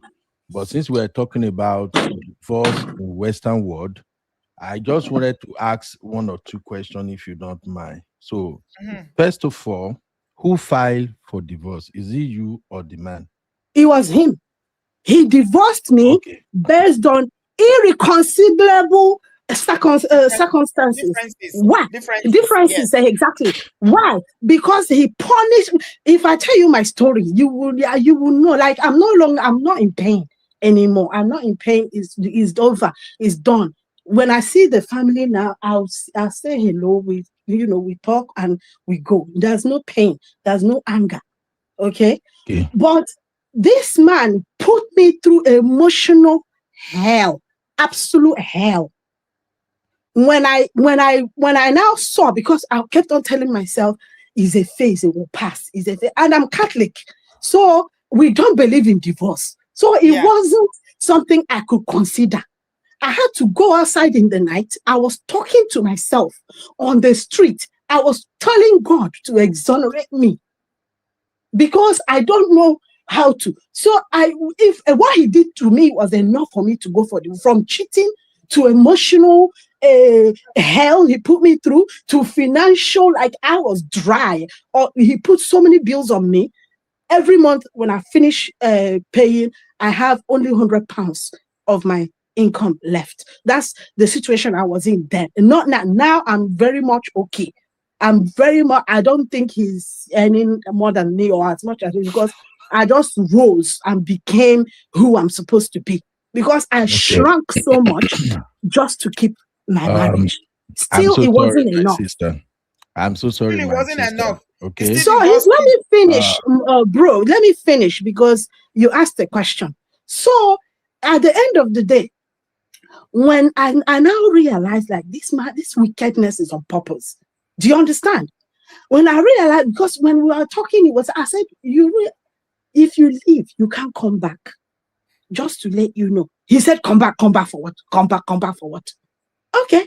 So when I realized he was doing it on purpose, I now began pulling myself together. I stopped looking for peace. I stopped looking for a consideration. In fact, the communication, it was a problem, because he would come and tell me stories, trying to make me jealous about his work, blah, blah, blah. I would just respond normally. He will still pick problem from there. So even I thought to myself, I don't need this. Like I really needed my peace. So communication, I cut it off. When he will finish talking, I won't respond. I'll just be quiet. In the end, what was I trying to say? So when he saw that I wasn't breaking anymore. He said he wanted a divorce. Meanwhile, he was plotting how to take my children, transfer them to his mother in Nigeria so that I can't get hold of my children. I said, that's not going to happen. Oh, let them go to Nigeria to go to school. I said, that is not going to happen. Why do you want someone else to parent your children? Someone you brought from Nigeria wants to take your children to Nigeria. Yes. Chineke. So when I refused, he said he wants a divorce. He was still thinking that I was going to beg him because he knows that I value marriage, I value family so much. So he thought I was going to come and beg him so that he will now give me condition. That is me being like a slave in my own home. So I kept quiet. I said, look, this divorce you're jumping up and down. How about we separate? Even let's separate for 10 years. Go off and do whatever you want to do. And let me live my own life. After 10 years, let's reconvene and review this marriage. If you still want divorce, then we'll divorce. But if you think there's something to work on, then we'll work on it. He went and paid for the divorce. So when things didn't turn out the way he thought, he's now telling people, this is now 12 years later. So like I said, there's no pain, there's no aggro. He now tells people that I didn't understand the fundamentals of marriage, and that is why he's now suffering. Can you hear that? So Uncle Beno, you say you had another question. What was the second question, Uncle Beno? I feel like this my sister, she's already kind of tensed up, so maybe I'll just let it go. Because no, ask your question. Like I said, I'm not angry. I can feel it, my sister. No, I'm not angry. You know what the tense is. It's just like no, I'm not angry. Am I going to put my hands out? No, I'm not angry. You know, the thing is, I don't know. Stories of women that brought their husband, Uncle Beno. I don't understand. Aunty B, Aunty B. There's a lot of videos on the internet about this divorce matter. Do you understand? And men keep on acting as if women are killing them. It's not true. We just don't want to bother to talk. When you this kind of talk, where are you going to start? When you look at it, you just leave it. My sister Aunty B is because we know we have a lot of African women that have gone through some of this divorce thing, and some question they may not receive it very well because ask the question. Is that look? Look, you have to ask or you don't want to ask because Jay wants to say something. Then ask the question. Well, not like I'm cool in my head. Ask the question. I just want to ask. Make I ask a lighter question. The moment he started moving like that he went out of the marriage, he was going to divorce and everything. What were you doing? Did you call a lawyer? When he asked for divorce? The moment he started prepping, if once a man wants to get out of a marriage, it's not very difficult to know. In his behavior, in his utterances, you begin to see that it's like, this man is going. I didn't call him. When he now makes that move to fight for divorce, did you call even after you say let's separate for 10 years? That means you really wanted this marriage. I wanted it to work. Yeah. So, I wanted asking, did you call a lawyer? Okay. Did you call a lawyer, sis? Oh, when he went to court for divorce, of course I had to contact a lawyer. But before that, all the time when he was doing all of that, before you get to the point where both of you have to go to court, you did not call a lawyer. I didn't. Okay. I didn't. When I called the lawyer was when I saw the move. You know, the mother came here for holiday and I had their discussion about how, you know, he has to bring the children. Okay. Okay. Yeah. So thank you. That's when I his plan was to divorce you, take your property, take the children and leave me there. Yes, his mother. I think that your ex-husband is from this family of people that say my wife is not my family member. Aunty B, the reason I asked that for the purpose of extracting lesson is this: if you gather 100 women that are divorced now, that are feeling all of this pain, that their men have really done them really bad, most time is because they don't go the legal route on time. When here in this Western world, it happened to men too. I have someone close to me, he won't still dey fresh self. That when it was happening, I told him, "Hey, bro, call a lawyer." And he was like, Beno, why you say lawyer now? We go sort of man, like, bro, call a lawyer now. Because they don't want to pay. I'm like, I like you, I like your wife, but the way on a matter they go right now, this woman has made it clear what she's gonna do. You are the one who are still thinking you can walk around that. Call a lawyer. Ain't no call lawyer. By the time the woman go finally serve and divorce, the woman have already finalized every damn thing she wants to do. He cleaned him out. He cleaned out. When they open WhatsApp group, say, "Mo, they contribute." I just drop $100 there, forget the shit. Because I'm like, it's a waste now. So my sister, I feel so sorry for what you've been through. But the truth of the matter is this: Western world is Western world. When it comes, when it comes, you green now say Western world. I thought you said Western world is designed for women to protect Aunty women. B. Now, excuse me, let me just mention one thing. You know, after I went for claim, because I did my investigation and I realized that he can still come and claim from me after so long, because the divorce had happened, but the finances, we just had like a written agreement. We, whatever bill is in my name, I'll pay it. Whatever bill is in his name, let him pay it. The two bills that were in both our names, he take one, I take one. We agreed. He then put a clause and said without prejudice, so that he can always turn around. And when everything was sorted out, my solicitor then asked me, this is my solicitor. He then asked me, in the last 10 years, have you been the one with the children? I said, yes. He said, well, in that case, you don't need to give him any more money. Did you hear that?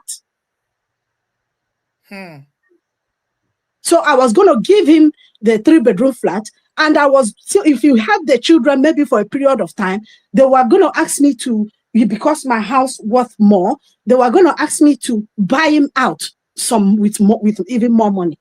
I know somebody in America that the same thing happened to. Exactly. And all he did in the marriage does not care whether you are male or female. That's the point. That's all the point I'm trying to make. Someone who came to take and take. And you're talking about no women sound prenup. My friend just got married not long ago, about 2 years ago. She had to sign a prenup for the man before the man agreed to continue with the marriage. He's a Nigerian man. That is where men are smarter. I'm sorry, my sister. Hey, but you are saying that women don't sign prenup. No prenup in our marriage. Auntie B, drop a survey now on this show. How many women, the way they watch now, sign prenup for their husband? How many men get money reach when they sign prenup for? Auntie B, we're going to sign prenup for 1,000 pounds. What am I signing prenup for? What do you have? You will sign it, Auntie B. Sign it for what? I want to carry your stereo. For your radio. What am I carrying? Your TV. Ngozi, thank you so much, my darling. Thank you. Sister Ngozi, thank you for sharing with us. God bless you. Don't worry, it's all going to be okay in Jesus' name. Okay, it's okay already, Steph. It's okay. What I just wanted to say to Sister Ngozi's case is this: I'm so sorry for people who have not been listening to me for a while. Most of my real fam, they already know where I'm coming from. I'm a street boy, so most of my approach is street. Love someone when they love you. The moment they start moving mad, you to begin move mad. That's just my own philosophy. As a woman, once you see that your husband don't they move somehow, they understand again. And it be like this thing Uncle Beno, we should sign prenup on top of paycheck, living from paycheck to paycheck. Now you want sign prenup, Uncle Beno. No Uncle sign. You not go sign Uncle Beno. Prenup, not only prenup. Jay, welcome, Jare. We are rounding up now. Abby, are you there? Auntie B, leave me alone. Good evening, everybody. On top of your paycheck. Can you guys hear me? Good evening. Good evening, Jay. Welcome, darling. Good evening, UB. Good evening, everybody. Yeah. It's a very interesting one, topic that we have today. Just to begin with, just looking at it in totality, nobody actually benefits from divorce. Everyone, loses. That's the way I see it. But primarily, I just think that women tend to suffer more because they're burdened with, most times 90% out of, I mean, I haven't got statistically, I don't have it, but I know that majority of the time women are left with the children, or women tend to want to stay with their children. And obviously, no amount of money that a man pays, can compensate for the work you do as a mother, a single parent looking after children. We're not talking about the emotional aspect. I mean, for two-parent house, it's difficult already, especially in the Western world, where the load is, much on, just because you don't have external, relatives who are going to be there to kind of support you in terms of childcare, or when it comes to other things, really.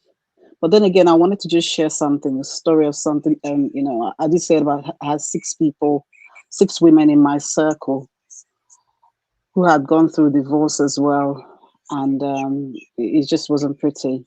But one that I just want to share is one that a friend of mine that brought the husband from Africa, and we weren't very sure because at first, for me, in all honesty, I just thought that okay, she didn't really know the guy very well. They met, and I don't think it's because he didn't know very well. Sometimes things just don't work out. That's the way I saw it at the time. So brought the guy over, and then I think from year 2, he started threatening her with divorce. Bear in mind, she's the one that sorted out the visa and everything, paid. He wasn't working. He was an okay guy. He was doing all right in Nigeria, but not so well. Literally, she paid for like how women want to pay everything when it comes to their wedding. She wanted top of the range, everything. She went for it. And there's nothing. Yeah, I know, but for me, I don't really have a problem when it comes to like her wedding dress, what she wanted. I don't see anything wrong with that if it's how you want to dress. I mean, Yeah, wedding dress, but not paying for the wedding. yeah, Most times, no, when you end up paying for the wedding, in most cases, you have to carry on paying. From what I've seen, you have to yeah. carry on paying for the family, and this leads to tension financially in the marriage. To an extent, you're correct. Yes. So even her wedding ring, because you know what, I didn't realize Eh? this. It's like even Eh? to a wedding ring. Yes, you heard me right. So yes, because she wanted a Wedding ring certain.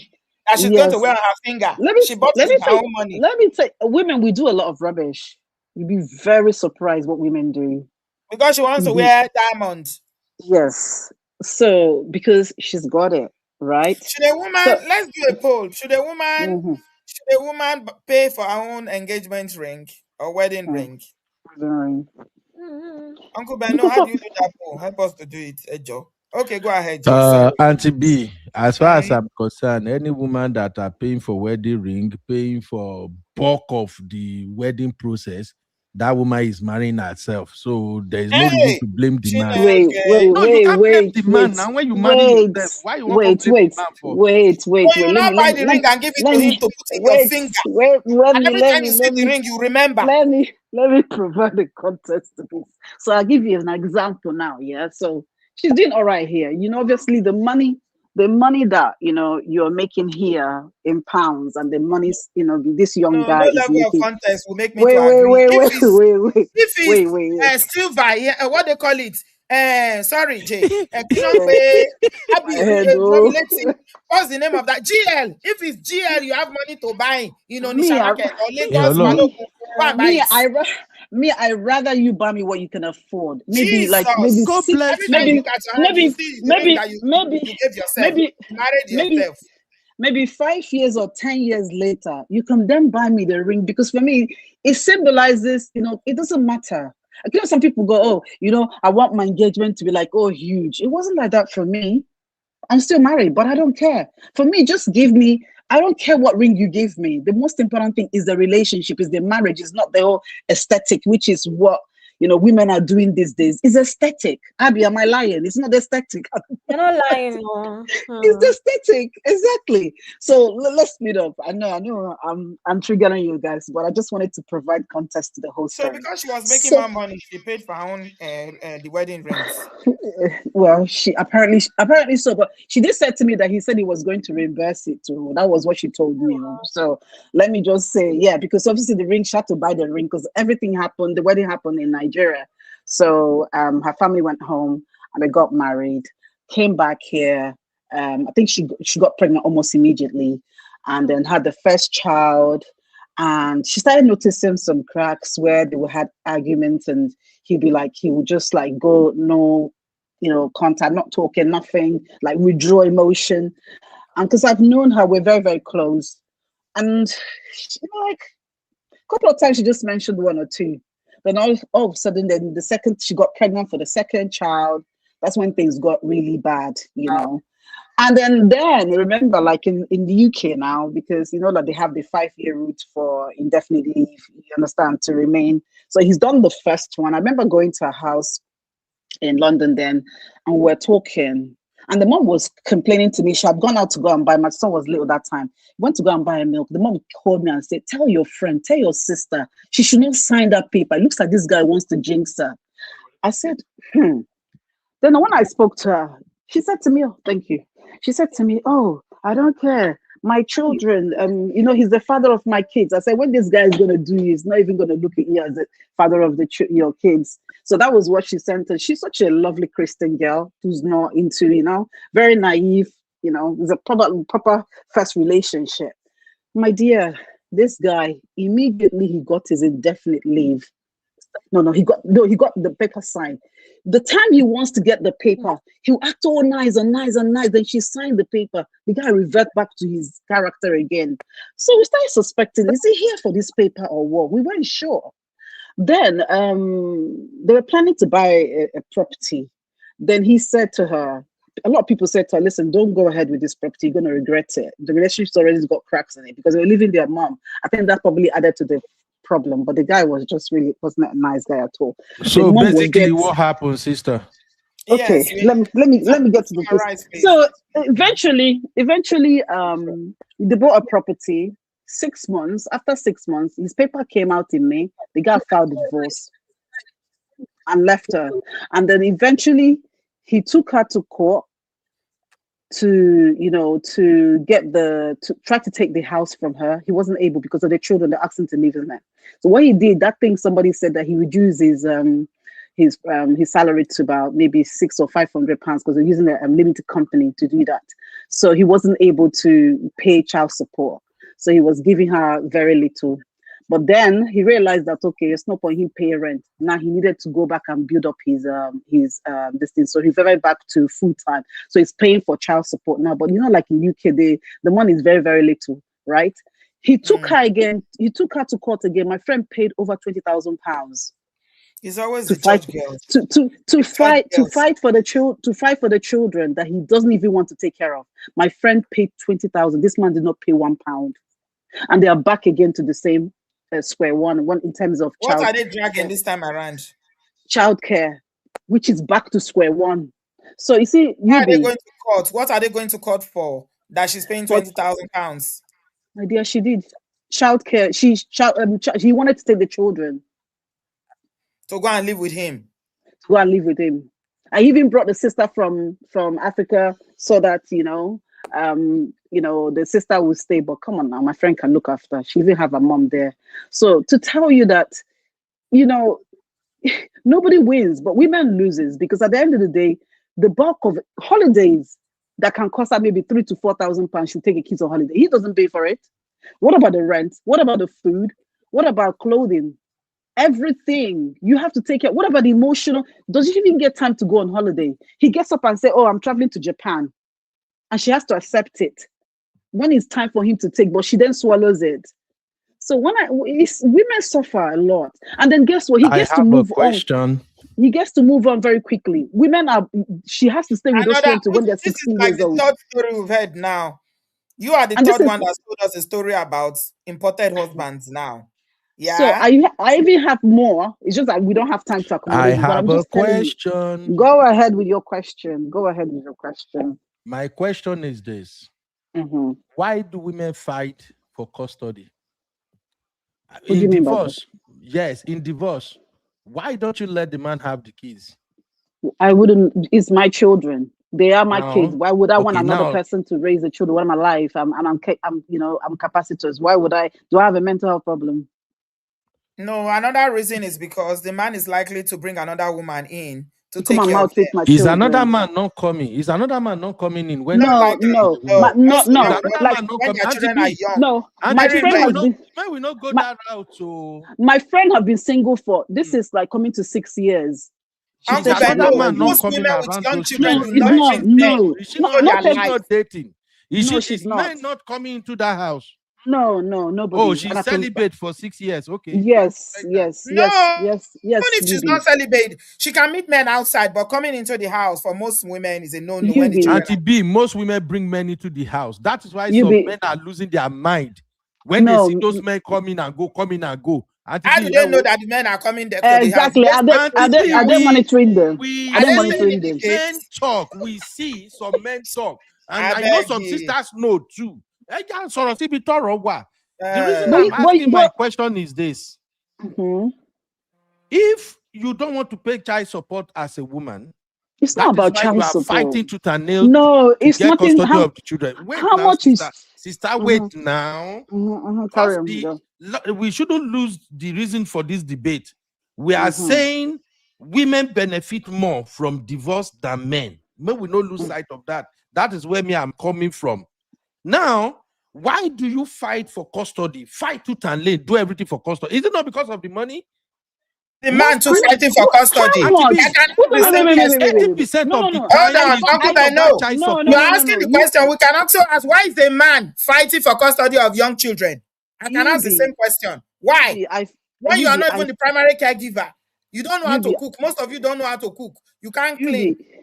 I find that very insulting. There's no amount of money anybody can give me. There's no amount. The emotional, you see, you guys always talking about money, money, money, money. The emotional aspect of it that I provide as a mother, a man can't provide that. I mean, not all women Why can would you say a provide man that. can provide that? Right, but Okay, you know, let the me allow you to talk. attachments, Kitchen corner, the, sir, mute yourself. Why would Please you say a man answer. can provide that? Don't we have men who raise children after their Thank you, wives Jay. pass? Yeah, Uncle Beno, please let Kichi Konostia contribute because she's a barrister in the UK here, so she knows the law. Thank you, Kitchen Konostia. Lovely How to are see you, you? face. You Long really time. grabbed me. Long time. You know how to grab me. I've literally just got home and I Oh heard my you and I thought, goodness. okay, let me Oh just get in. It was hot, hot. yes, So we've I'm not not seen you going for a to be. while. Yes, Mhm. I haven't. I haven't been about. Forgive me, family. It's just been life. You know, life's been lifing. But I just wanted to answer the three questions that have been raised. First of all, I'll answer the hot one right now in terms of custody. Basically, where people say that why is it that women always fight for custody and why is custody given to women? The answer, in short, is that in many places, the law doesn't explicitly give mothers preference. Instead, courts generally decide custody based on the child's best interests. Now, let me outline this. The outcomes, so as because of those interests, the outcomes can often seem like they're favoring mothers more than fathers, but it favors mothers for a variety of legal, practical, and historical reasons. Let's go to the historical background of custody arrangements. In the past, many countries, and I'm not particularly focusing on any country, I'm talking about sort of multi-jurisdictional law in this case. Many countries operated under ideas such as, there was a doctrine called tender years doctrine, which presumed that young children were better off with their mothers. So there was that doctrine. It was a traditional thing that any young child is better off than the mother. And I'll be honest, even up to now, where laws have progressed, where we are more sort of gender, equal and so on, that law is still there. That a child's best place is with the mother. unless otherwise. So in most courts, the starting point is always the mother. And then it's for the mother to lose that battle. It's for the mother to lose for that battle. So most jurisdictions have now abandoned that assumption in favor of the gender neutral standards that I've talked about. But one of the key roles that they look at, the key things they look at in making a decision, they look at who is the primary caregiver.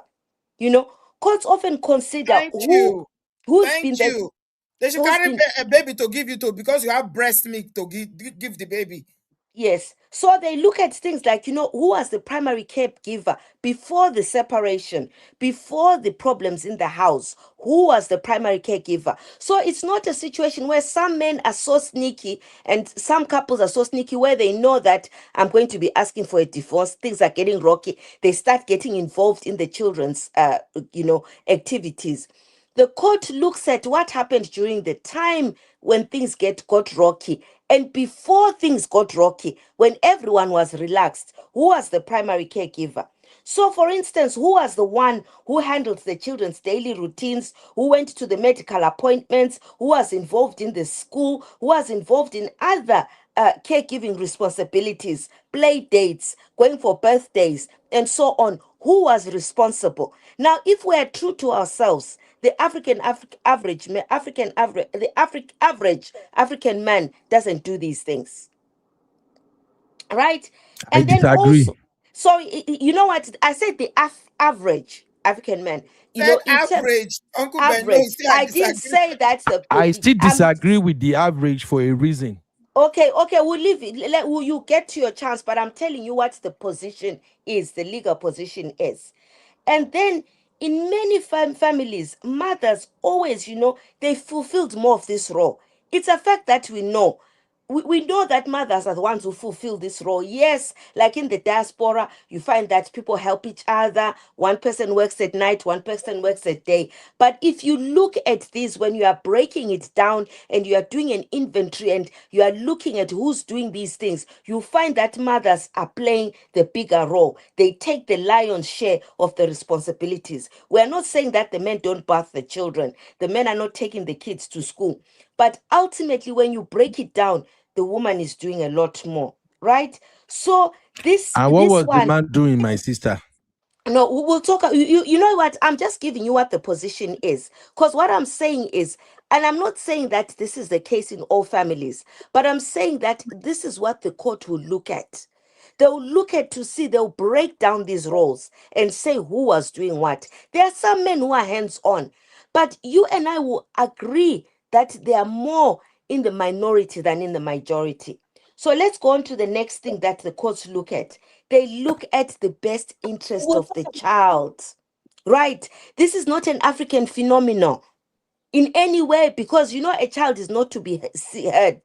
A child is just there. You don't hear what a child needs. So courts typically look at things such as, you know, the child's emotional and physical needs. In the UK, there's an organization called Kafkas. Kafkas will come in and will assess the kids. They'll talk to the kids in a child-friendly manner. They'll find out from the kids what's happening, what their preferences, so on. They will write a report to the court before a decision on custody is made. Right. Kafkas are specialized social workers and other, you know, children professionals, child care professionals who are able to understand the needs of children, including psychologists and so on. And then they also look at each parent's ability to provide a suitable home. This is another key. And they look at the child's relationship with each child, you know, with each parent. So does the child have a relationship with each parent? It doesn't matter even if the child is 2 or 3. There is a relationship there. And that relationship is assessed, it's looked at, it's examined. There's also the willingness of each parent to support the child's relationship with the other parent. So the court will ask, if you, Uncle Beno, were given these children, are you willing to do whatever it takes to make sure that that mom still has an active relationship with the children? Absolutely. It's and almost, that is what women are not doing. so you know what? You are so one-sided. It's so hard to argue with you Don't mind because Uncle you Beno. are so Because I was one-sided. defending the brotherhood, my Wait, sister, no verse. wait, I'm no, He I'm knows defending the talking. You know brotherhood. what truth. it is? Let me finish. I'm talking from a neutral point of view, and then you can tear this apart afterwards and argue because I think your argument is so one-sided. So this is where you hear people saying, "Oh, he doesn't allow me to see the kids. She doesn't allow me to see the kids." I have a friend who is now in her 40s. Her mother divorced the father, and the father took them away and never allowed the mother to see them. It's only now, when they came here, they had to find someone, an investigator, who was able to find their mom in Africa. They renew. They're all here. They had to have a reunion with the mother here. They flew the mother here. The woman cried and said, "For 40 years, I've been crying for my children." And the family would never, because there was also an issue of that family was richer, she was from a village and so on. They did not let her see her kids. They didn't even allow the kids to know who their mother was. So in the end, it was these people coming here, looking, watching, this program on ITV of long lost families, that they realized we don't know who our mother is. We know this woman we have is our stepmother, but we want our own mother. And they realized this sad story. So the other thing that also, in some cases, the court will also look at the child's own wishes, depending on the child's maturity and age. A child who's 10, a child who's 12, a child who's 13 will be able to say what they want. So the court will respect what they have to say. They'll court them, they'll ask them, they'll talk to them through various activities and get to a point where they've decided that this is suitable. So do fathers face disadvantages? There are some fathers' rights advocates that argue that fathers still face an implicit bias in custody surroundings. And you know what? On the other hand, a lot of the time you find that men are actively seeking custody and are involved in caregiving today. They are involved in all these things that I've talked about. If you know, I personally got a friend who's a guy who got the custody of his two children because he was able to prove he did all the necessary. He was able to detail that when these kids get sick, I'm the one who's going. Mom parties every weekend. I'm the one who's with these kids. I'm the one who knows all their needs in terms of cooking. I'm the one who cooks. I'm the one who cleans. Yes, we have a cleaning service, but generally, if the kids are in pain, they come to me first. I'm not saying that it doesn't happen. What I'm saying is that in a custody setting, you have to be able to prove that, right? So I'm going to then go talk about I'm going to talk about the next thing that you talked about, which I heard and that made me want to jump in, right? That was of prenup agreements, right? We have to be very, very, very careful about prenup agreements. And prenuptial agreements depend on which country you live in, right? Because they are generally governed by the local law, right? So based on where you are, a prenup may work for you and may not work for you. I'm going to start the country I live in, England, Wales, Scotland, and Northern Ireland, right? A prenup agreement is not automatically legally binding in the way a normal contract would be. Like marriage is a contract, right?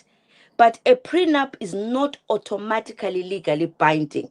However, because of the increase of prenuptial agreements, there is now case law that governs that prenup agreements can go ahead. There's a famous case of Radamaka and Granatino. It was between an English person and a German person that went to the Supreme Court.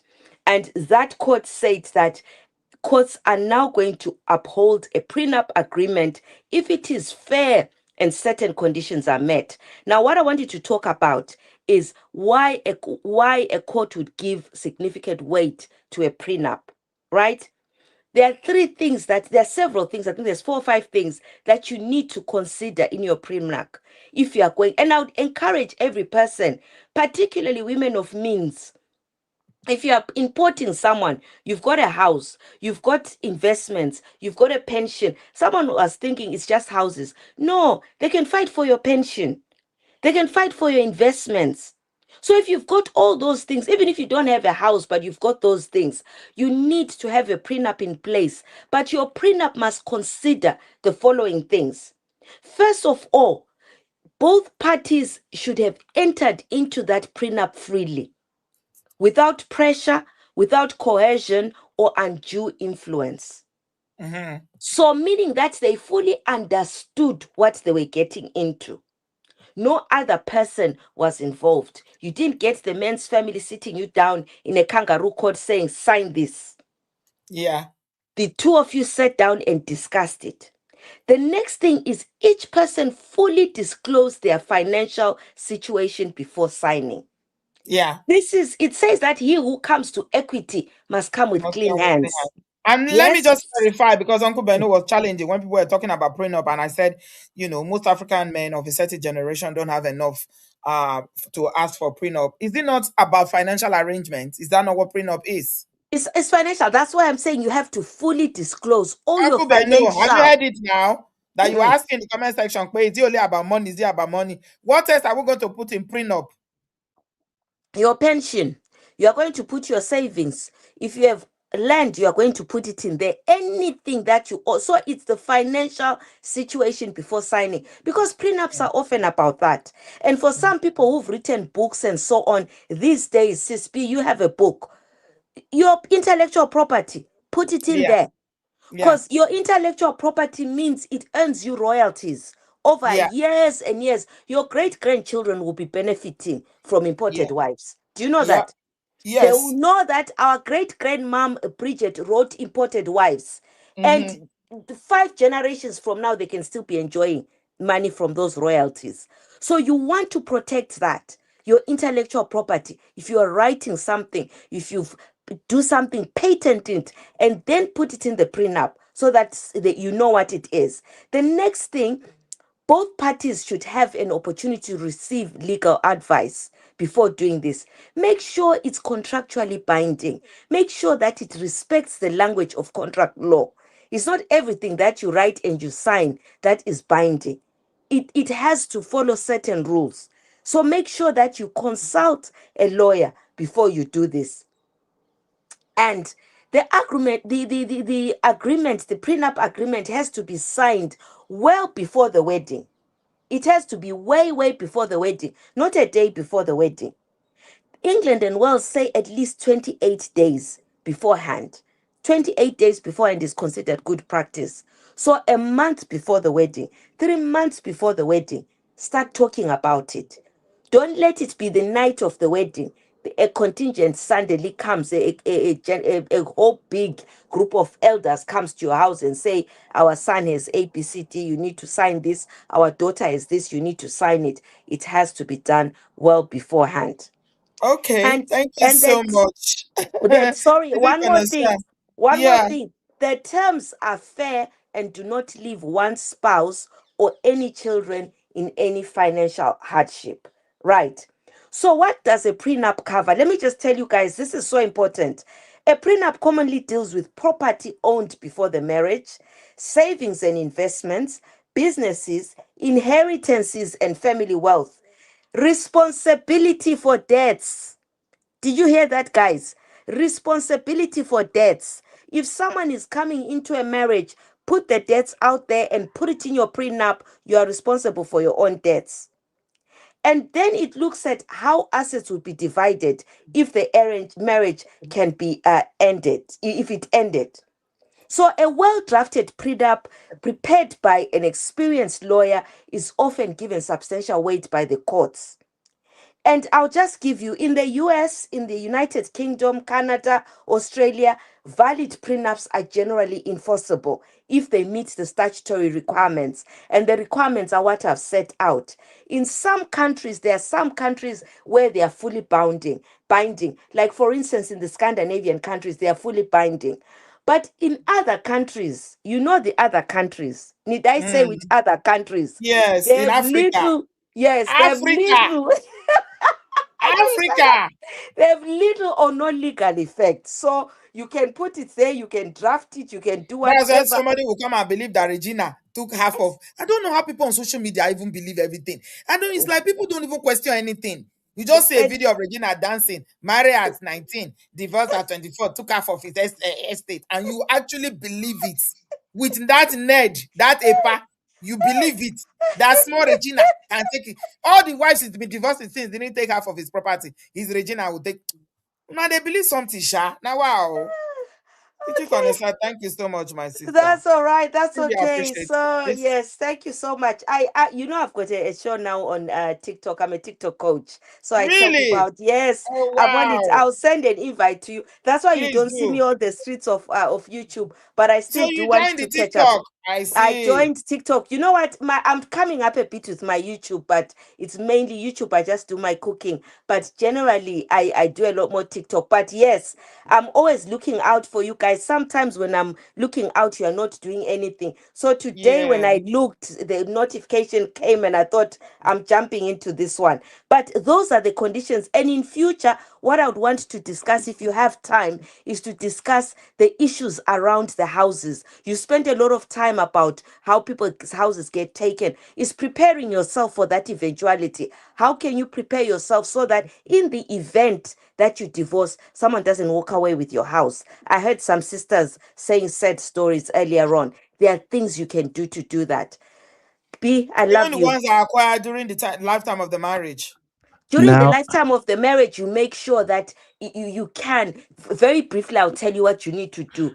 Even if one party is paying for the mortgage, another party is paying for the bills, is looking after the day-to-day things, they can be given equal standing. So What if never the think, other party didn't pay anything? They didn't pay if bills. the They didn't. other person was not paying anything in the house, they're not responsible for anything, they were just a parcel. What works is your own record keeping. So keep records. Keep records. I'll tell you an example. I have a friend who married somebody, and I really didn't support this person. They married somebody, and after marrying somebody, within 2 months, they got papers from that person. After getting papers, they wanted to fight for a house this man had had for 20 years. And Jesus. because they were there, they were clever. She immediately renovated the kitchen, kept the receipt. She renovated the bathroom, she kept the receipt. Those are the things that are considered as contribution, significant contributions. You helped towards the improvement of the house and the I upkeep see. of the house. So those are Some the things that people do. And so when she went to court, she said, yes, I changed this. I did the garden. I called the landscaper. I called this within 2 years. And also for people who are cohabiting, you need to be careful. You bring a woman to come in, we're not married, we're just staying together. If they cohabit with you for 2 years, they start having rights to your property. Shangba. Are you So if listening? you have a Brotherhood. boyfriend Cispi comes and lives with you, if you leave them for 2 years, after 2 years, they start getting rights to that property. So these are the things that we need to discuss and understand, because sometimes we get so tied up because we don't understand the law and the implications of the law. Absolutely. Somebody is asking for your TikTok name. Can you put it in the chat, please? My Yeah, TikTok so name people is can follow you. kitchen connoisseur 73. I'll send it. I'll Yeah, put it just put it down. in the chat. Thank you Yeah, so much, thank sis. you. Yeah, Thank you. really appreciate it. We need to bring you back so you come and teach us about come and teach brothers how to protect their. Uncle now, Beno will like that one. Auntie B, yeah, I'm in love with this lawyer that just spoken now. Oh Yeah, my God. yeah, this is why I love my Misty, Shitinka, many of the lawyers that we have in the real farm. When the other sister was talking earlier, I said that I shouldn't ask any questions so that we won't trigger people. The truth of the matter is our African sisters and brothers, they don't know how to go about divorce. I'm sorry to say.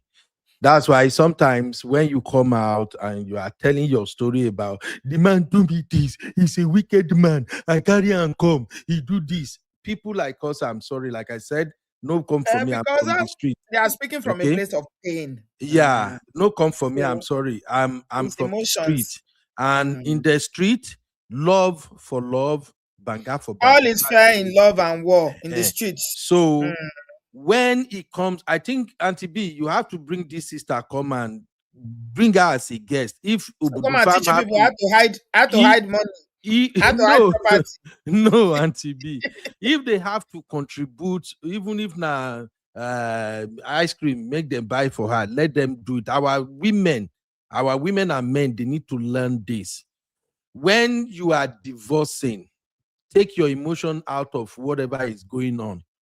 Yeah. So Because this is where many go of ahead. our sisters lost out is that if you are dealing with a man who is smart, as soon as the man knew that the marriage don't break down, when you are going about ranting, calling these, They are shouting, getting legal advice. they are on the phone, straightening up every damn thing. That is why you see when we're talking about child support, some sisters are saying that men, they will hide their thing. The one that make 2,000, we say is making is because they don't do it that very day that you're going to the court. They've started hiding that shit because they know they will end up in court. So please, once you know marriage breakdown and it's now become a matter of divorce, remove your emotion. You have to fight dirty. I'm serious. You fight dirty because Some people I will don't want tell to you fight. now, They just want to have peace. They don't. exactly. Some people don't want that fight because I'm they already fought for the marriage. It didn't work, and they no. are broken. I'm They gonna don't tell want. you now, as a man, honestly speaking, even though I'm playing devil's advocate here, let me be sincere with you. I love my wife to the moon. But if we find ourselves in a place where we say, if you like say this thing no go work, I don't everything don't they shashani. So no do yourself. Protect yourself, No. protect your children, What is protect that? What is everything. there to fight for? What are you fighting for?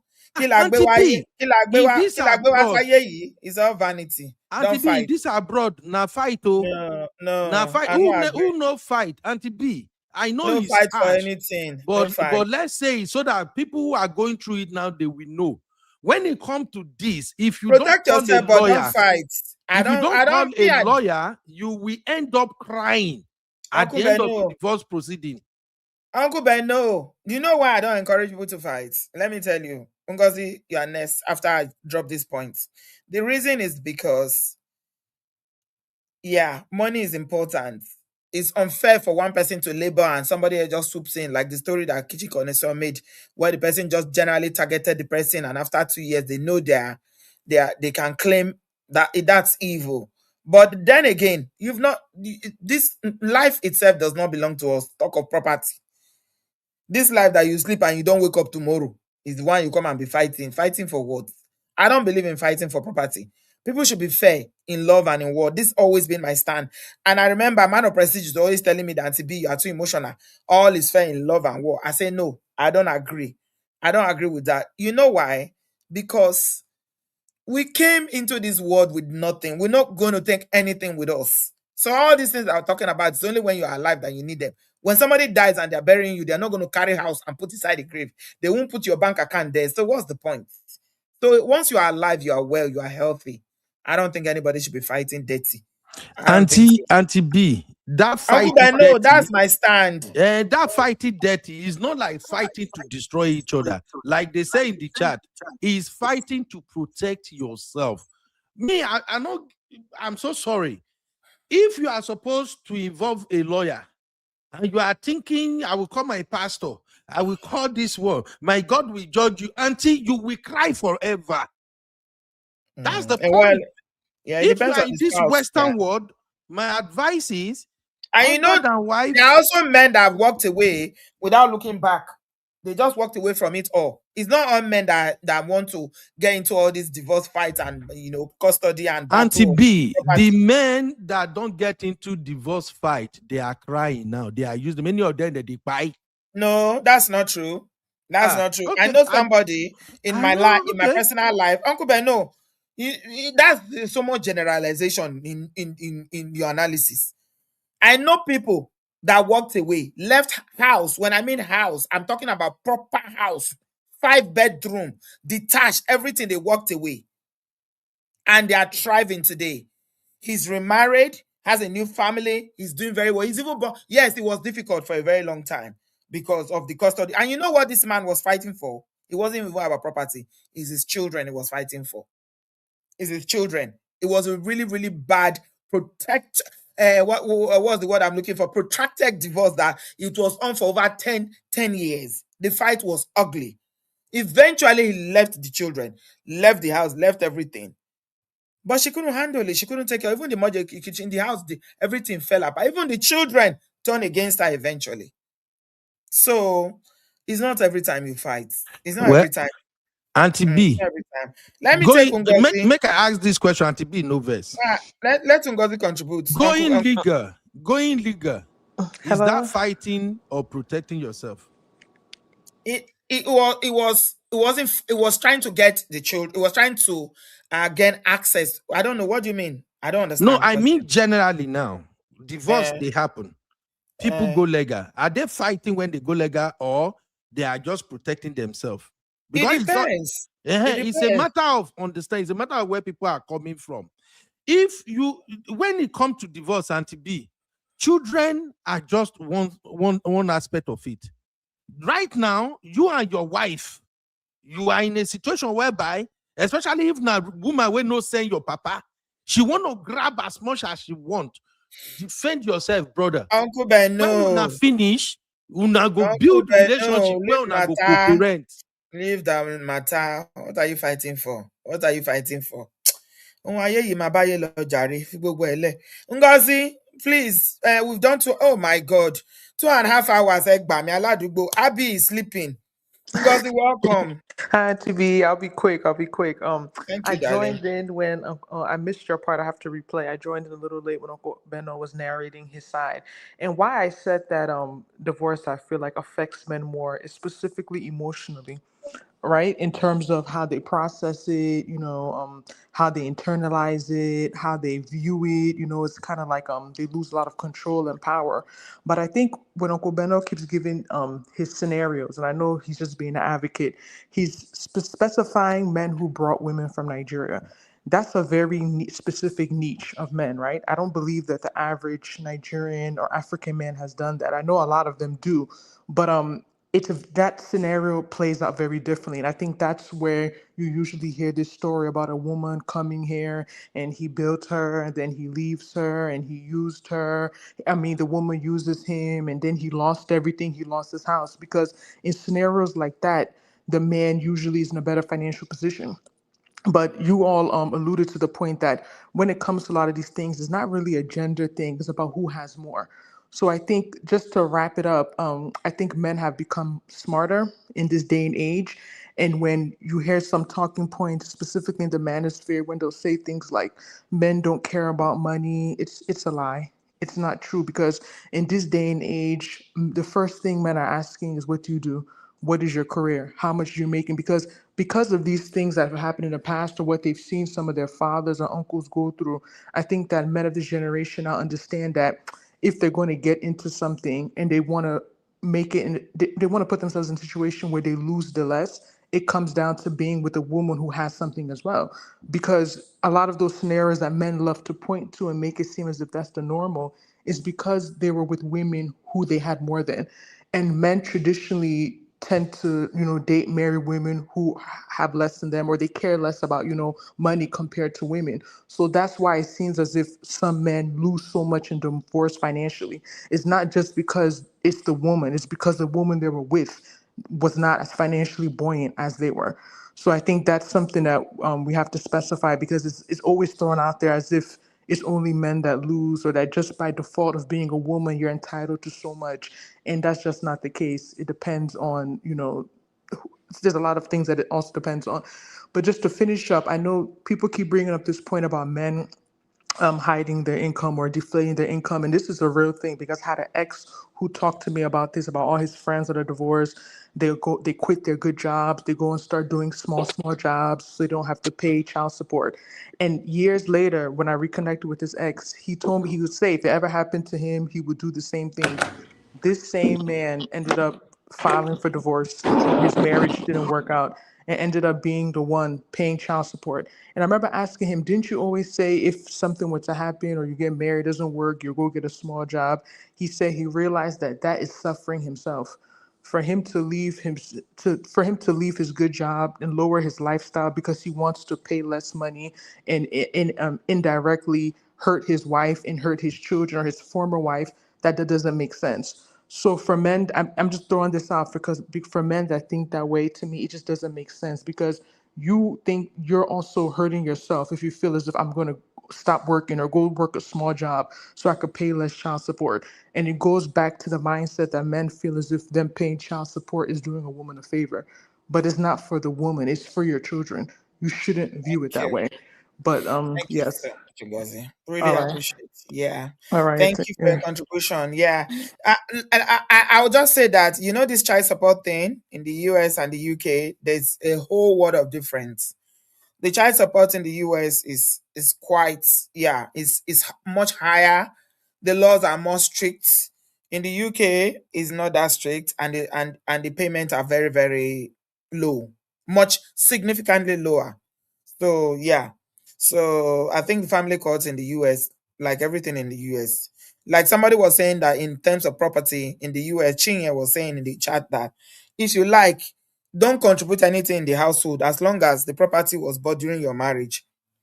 Is either you buy the other person out in the US, is either you buy the other person out, or you sell it and you split the money. Unlike what Kitchen Connoisseur told us about the laws in the UK about marital about property when divorced. So if we know that all this wahala is involved, like why don't we try to make marriages work instead of ending in divorce then? So that we'll not even get there in the first place. Why can't you do more so that you can make your wife happy? You can be present. All the things she's complaining about every day, because it's women that are more likely to file for divorce. That I know for sure. Why Auntie can't B you also just tell them to make their behave yourself? husband happy too. Why can't you behave yourself so that they don't divorce you? Okay, why can't you make your husband happy too? Eh? Uncle, Uncle Patrick, welcome. Oh Hey, my God. Auntie B. Uncle Beno, don't let me talk for brotherhood. You said this is a debate. I'm This is talking only for sisterhood. Don't tell me to support brothers. Auntie Oh, B. God Ah, bless you you. are to support brothers too, Auntie B. Oh.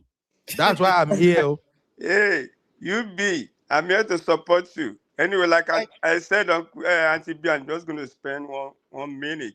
yes, sir. And thank you for your conclusion that why don't we just make everything work? Mm-hmm. Auntie B, divorce could be very messy.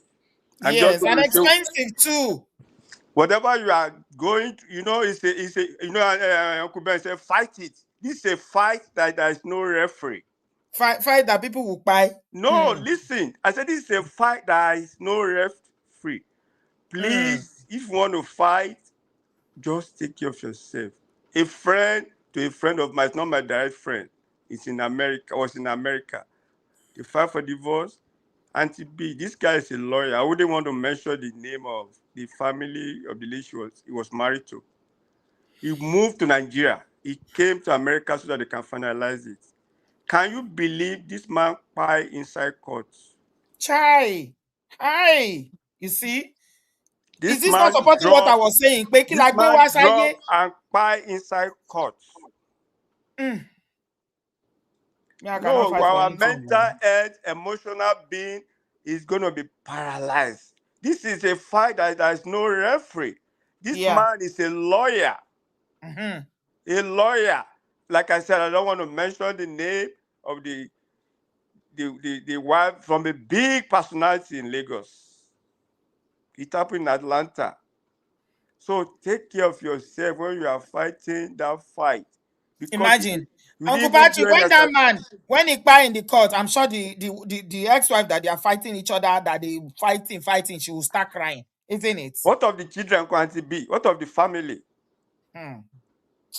What you have children.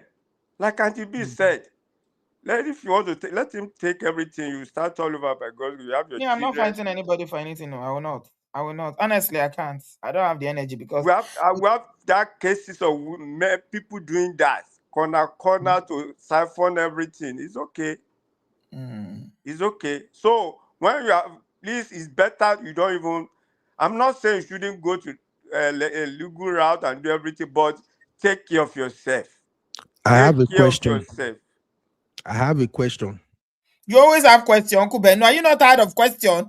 Is your question that we are still here? It's 2.5 No, hours. these are questions that will benefit everybody. I just want to ask this Uncle Patrick and you are here, Auntie B. I'll give you a scenario. In the US now, husband bring wife come.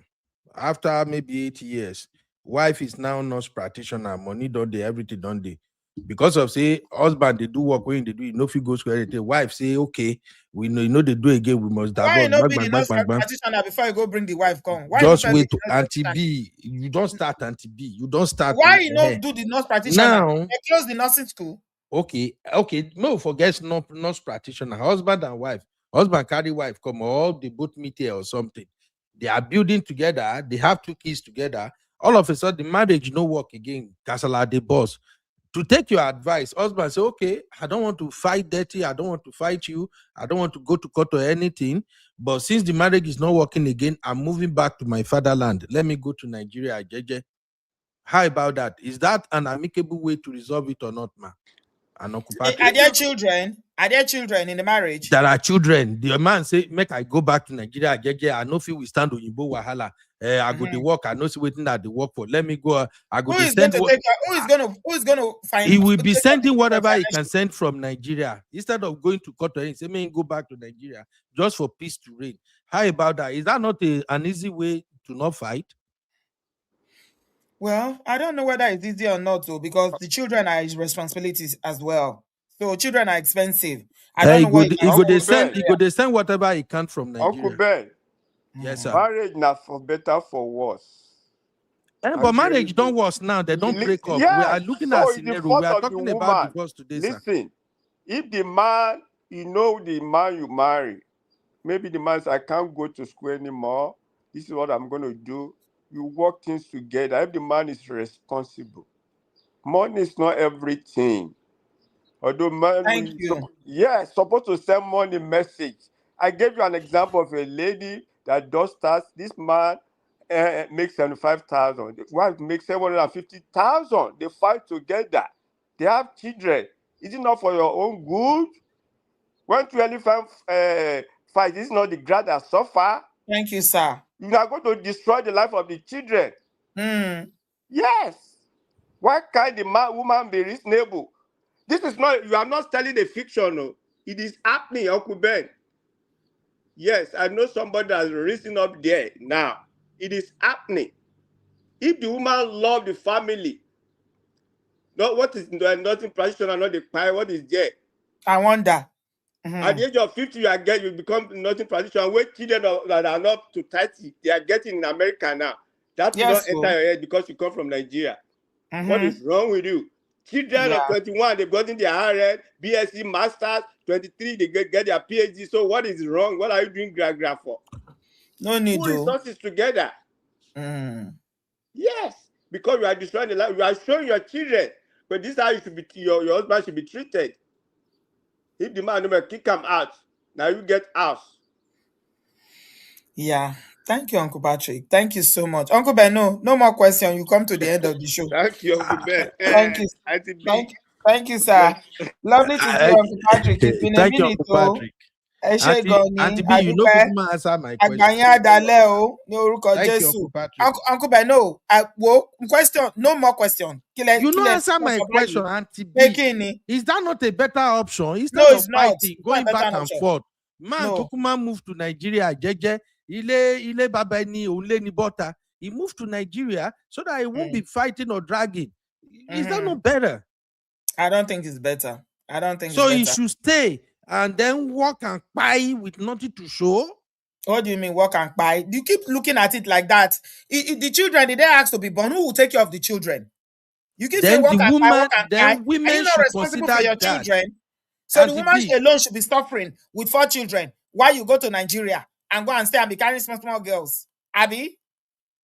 Uncle Beno, let's not enter another level. I know ask small girls to this one. The small guys go always say there now. You come from America, you speak you wanna. Now it's small girls don't go to fall over you. Aunty B no be wanna. You wanna Ghana. What are you saying? In that Lagos. Oh my God. Anyway, basically, Aunty B, this is another fantastic show. Thank you for at least organizing shows like this. So please, my last take, my people. I'm just playing the devil's advocate too. Please, sisters, I know say the conversation might be triggering at times, but if we don't push the limit, we won't be able to explore. At least we've had people come in now and they share at least good advice with us that we can always use. My take is this: as we're living, like Aunty B said, and like a lot of people knows, divorce does not benefit anybody, whether man or woman. If you are a woman, you are Absolutely. thinking, oh, if I divorce him, she be in America. They don't talk. Say, I know a lot of sisters now will be say, no be waiting they expect, now they can't see after divorce. And I know a lot of brother that say, oh, I divorce her, I will pay the child support, I will do this. And they are still struggling and crying now. So they pay anybody. The best thing is both of you should figure out how to work it out, communicate, Absolutely. be transparent. If you are both transparent and you are loving each other, you are not in competition with each other, una no go get issue. My brotherhood, don't cheat on your wife. Don't cheat on your wife. Mostly, I think cheating and emotional abuse is the top thing for women that they cannot take, and wahala go start. So don't cheat, don't abuse your wife, appreciate her. And wife, you too respect your husband, work with him. Don't look down on him, and don't buy into this Western ideology of, well, we are in a free world. I can do with this, I can do that. Auntie, if you ask the people that have taken that decision, if they really open up to tell you where the thing they pain them, you will be shocked. Oh. And brothers, those of you who are, like I said on my show which day, if you are looking at men who are divorced or single men out there, the way they are having fun, cashing cruise, be with any type of woman they want, go to bar, drink, and all of that. You, as a married man who is walking around the clock, making sure your family is okay, you may be envious. You might be thinking that life is better out there than inside. Bros, life is better inside than out there. Those brothers, they are not telling you the truth, what they are dealing with. Many of them are dealing with STDs. If you go and check now, a lot of them are on HIV preventative medications. So please, let's work together, husband and wife. Let's work together. When you work as a team, it pays off in the long run. Thank you for having me, everybody. Make una no Uncle come fight me, oh. Beno, Beg you. Uncle Thank you, Auntie B. Beno, thank you very much. Thank you, thank you, thank you, thank you. We appreciate you. Thanks for joining us for another debate again today. I appreciate you, sir. God bless you, my brother. God bless you. So we've come to the end of the show. Thank you. If you've not given us a thumbs up, you've enjoyed the show, please give us a thumbs up. So the topic is that divorce favors women more than men in the West. And as a result of that, African women don't want marriages anymore. And my closing summary is that, yes, divorce does not favor anybody. However, the family court is designed to protect the most vulnerable, and the children are the most vulnerable. And because in most situations, children are always with their mothers, it seems like, okay, the woman is the one that gets the house. When there's a divorce, she's the one that gets the children. She gets child support, spousal support. But the emotional, psychological, the trouble, explaining to even grown-up children why the marriage ends is not a joke. Talk less of children who are used to waking up to see their dad, and now how do you tell them where is daddy? They'll be asking, where is daddy? How are you going to explain to them that, oh, they are not living together? It's difficult. They can turn against you as a mom and say, oh, it's your fault that, especially if you have a daughter. Daughters are usually very attached, some boys too, very close to their daddy. You are the one that will get the brunt of it. They can start to misbehave. Behavioral issues can start.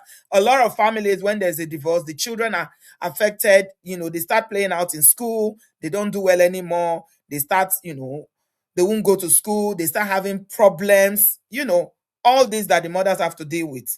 And sometimes the dads, because they too are dealing with their own trauma and brokenness from the marriage, they will not look back. So yeah, it doesn't favor anybody. In the long run, everybody now they collect for this thing that is called divorce. And do African women still want marriage? Yes, especially Nigerian women. We are conditioned and programmed for marriage. But what Nigerian women don't want, especially African women in the West, Nigeria, Africa, is that we don't want emotional, emotionally dry marriage that are emotionless. Do you understand? So women are looking for emotional compatibility, emotional availability. We are looking for sharing responsibility. Not you say, oh, you wash plates, you are helping me. No, I'm paying bills too. So we're helping each other. It's our, not my own or your own. Do you understand? Shared responsibility in a abroad marriage, financial partnership, not one person doing the bulk of all of it for so long, while the other person, it can potentially be financial abuse. So let there be, understanding around finances and partnership around that. Nigerian African women want respect. They want equality. We want to be respected. Respect is not one-sided. Nigerian men are big as saying, I want respect. But as much as you want respect, women also want to be respected as well. And again, we want protection from abuse and infidelity. Uncle Beno already mentioned it just now. When you come to the abroad, you cannot continue with business as usual the way you used to cheat in Nigeria. You think you can come here and be cheating like that? At a point, the woman will not take it. She'll be tired. So, abuse, infidelity, bringing diseases home. No, you're not protecting your wife, so she can decide that she's tired of treating infections. Everybody should have the freedom, to choose healthy options, to choose a healthy life and healthy. And if your marriage is not healthy, definitely there's something that is not healthy you yourself are carrying everywhere. Yeah. So that is just the summary of it. Marriage itself is highly valued in our culture. It will always be highly valued. And that's why if you go to social media, no matter all this conversation we're having, yes, divorces are happening, but people are also getting married every day. Bella Ninja, every day people are getting married. Go to Ikoyi registry. In the abroad, people are getting married every day. Mm? Yeah, Uncle Daya is asking why marry a cheating partner. How would you know? Sometimes they hide it. Sometimes they will cheat and they will not do it again. You don't know. Some women are under the delusion that the person will change. There are so many reasons. Do you understand? Some people may not cheat that you caught them during courtship or dating. When you are married, you now find out that they are cheating. Yeah, so marriage will always be valuable. Research has proven consistently, it's shown that women, especially African women, Nigerian women in the diaspora, we build communities. And how we build communities is, through marriages. Mm? We desire stable, loving marriages. However, we are willing, or we are less willing now to tolerate infidelity, number one, domestic violence, number two, number three, financial irresponsibility, and number four, emotional neglect and unequal gender expectations. So, if we can learn to just simply put, do unto me as you want me to do unto you, everybody, are all right. We'll all be all right. So, divorce is hard on everybody, but the best way not to get divorced is to make sure that you're protecting your marriage and you are doing what your spouse consistently complain about. Anytime I meet a divorced person, do you know what I ask them? What did your spouse complain about throughout the marriage? What was she complaining about? What was he complaining about? That's the question I always ask. If you know what the person has consistently complained about, one or two, three reasons they've complained about, those are the reasons that are likely going to lead to the divorce. So if you know what they are complaining about, then try at least to make them feel safe, to work on it. If you have to go counseling, go. This is another big one again that I don't even want to go into. Maybe we're going to debate it again about counseling. Many times you tell an African man, this marriage is not healthy. Things are not working. Let's go counseling. They will tell you, for what? Why should I go and sit in somebody's office to come and be talking to them about my problem when I can pray? That's nonsense. That's the Oyinbo concept. You people, is because you're in abroad. Most African men don't believe in counseling. Maybe that should be our next topic. Meanwhile, you can save things. A lot of things can end up being saved by having an unbiased person who is an umpire that you just sit down. They will give you tools and resources to be able to communicate and work out your differences. Yet, you don't want to try it. So what can you do? It is well. Thank you so much, everybody. I thoroughly enjoyed the conversation. Thank you, Uncle Beno. Abby, thank you so much, my darling. Uncle Dio, thank you. Uncle Patrick, thank you. Honey Babe, everybody that called in, Kitchen Connoisseur, I appreciate you all so much, and I'll see you shortly. Thank you. Have a good evening. I love you guys very much. Thank you, Uncle Beno. Eshegoni Modupe o. àjọṣe wa ò ní bàjẹ́ o lórúkọ Jésù. Thank you so much. Have a good afternoon. Have a good evening. Love you guys. Bye bye.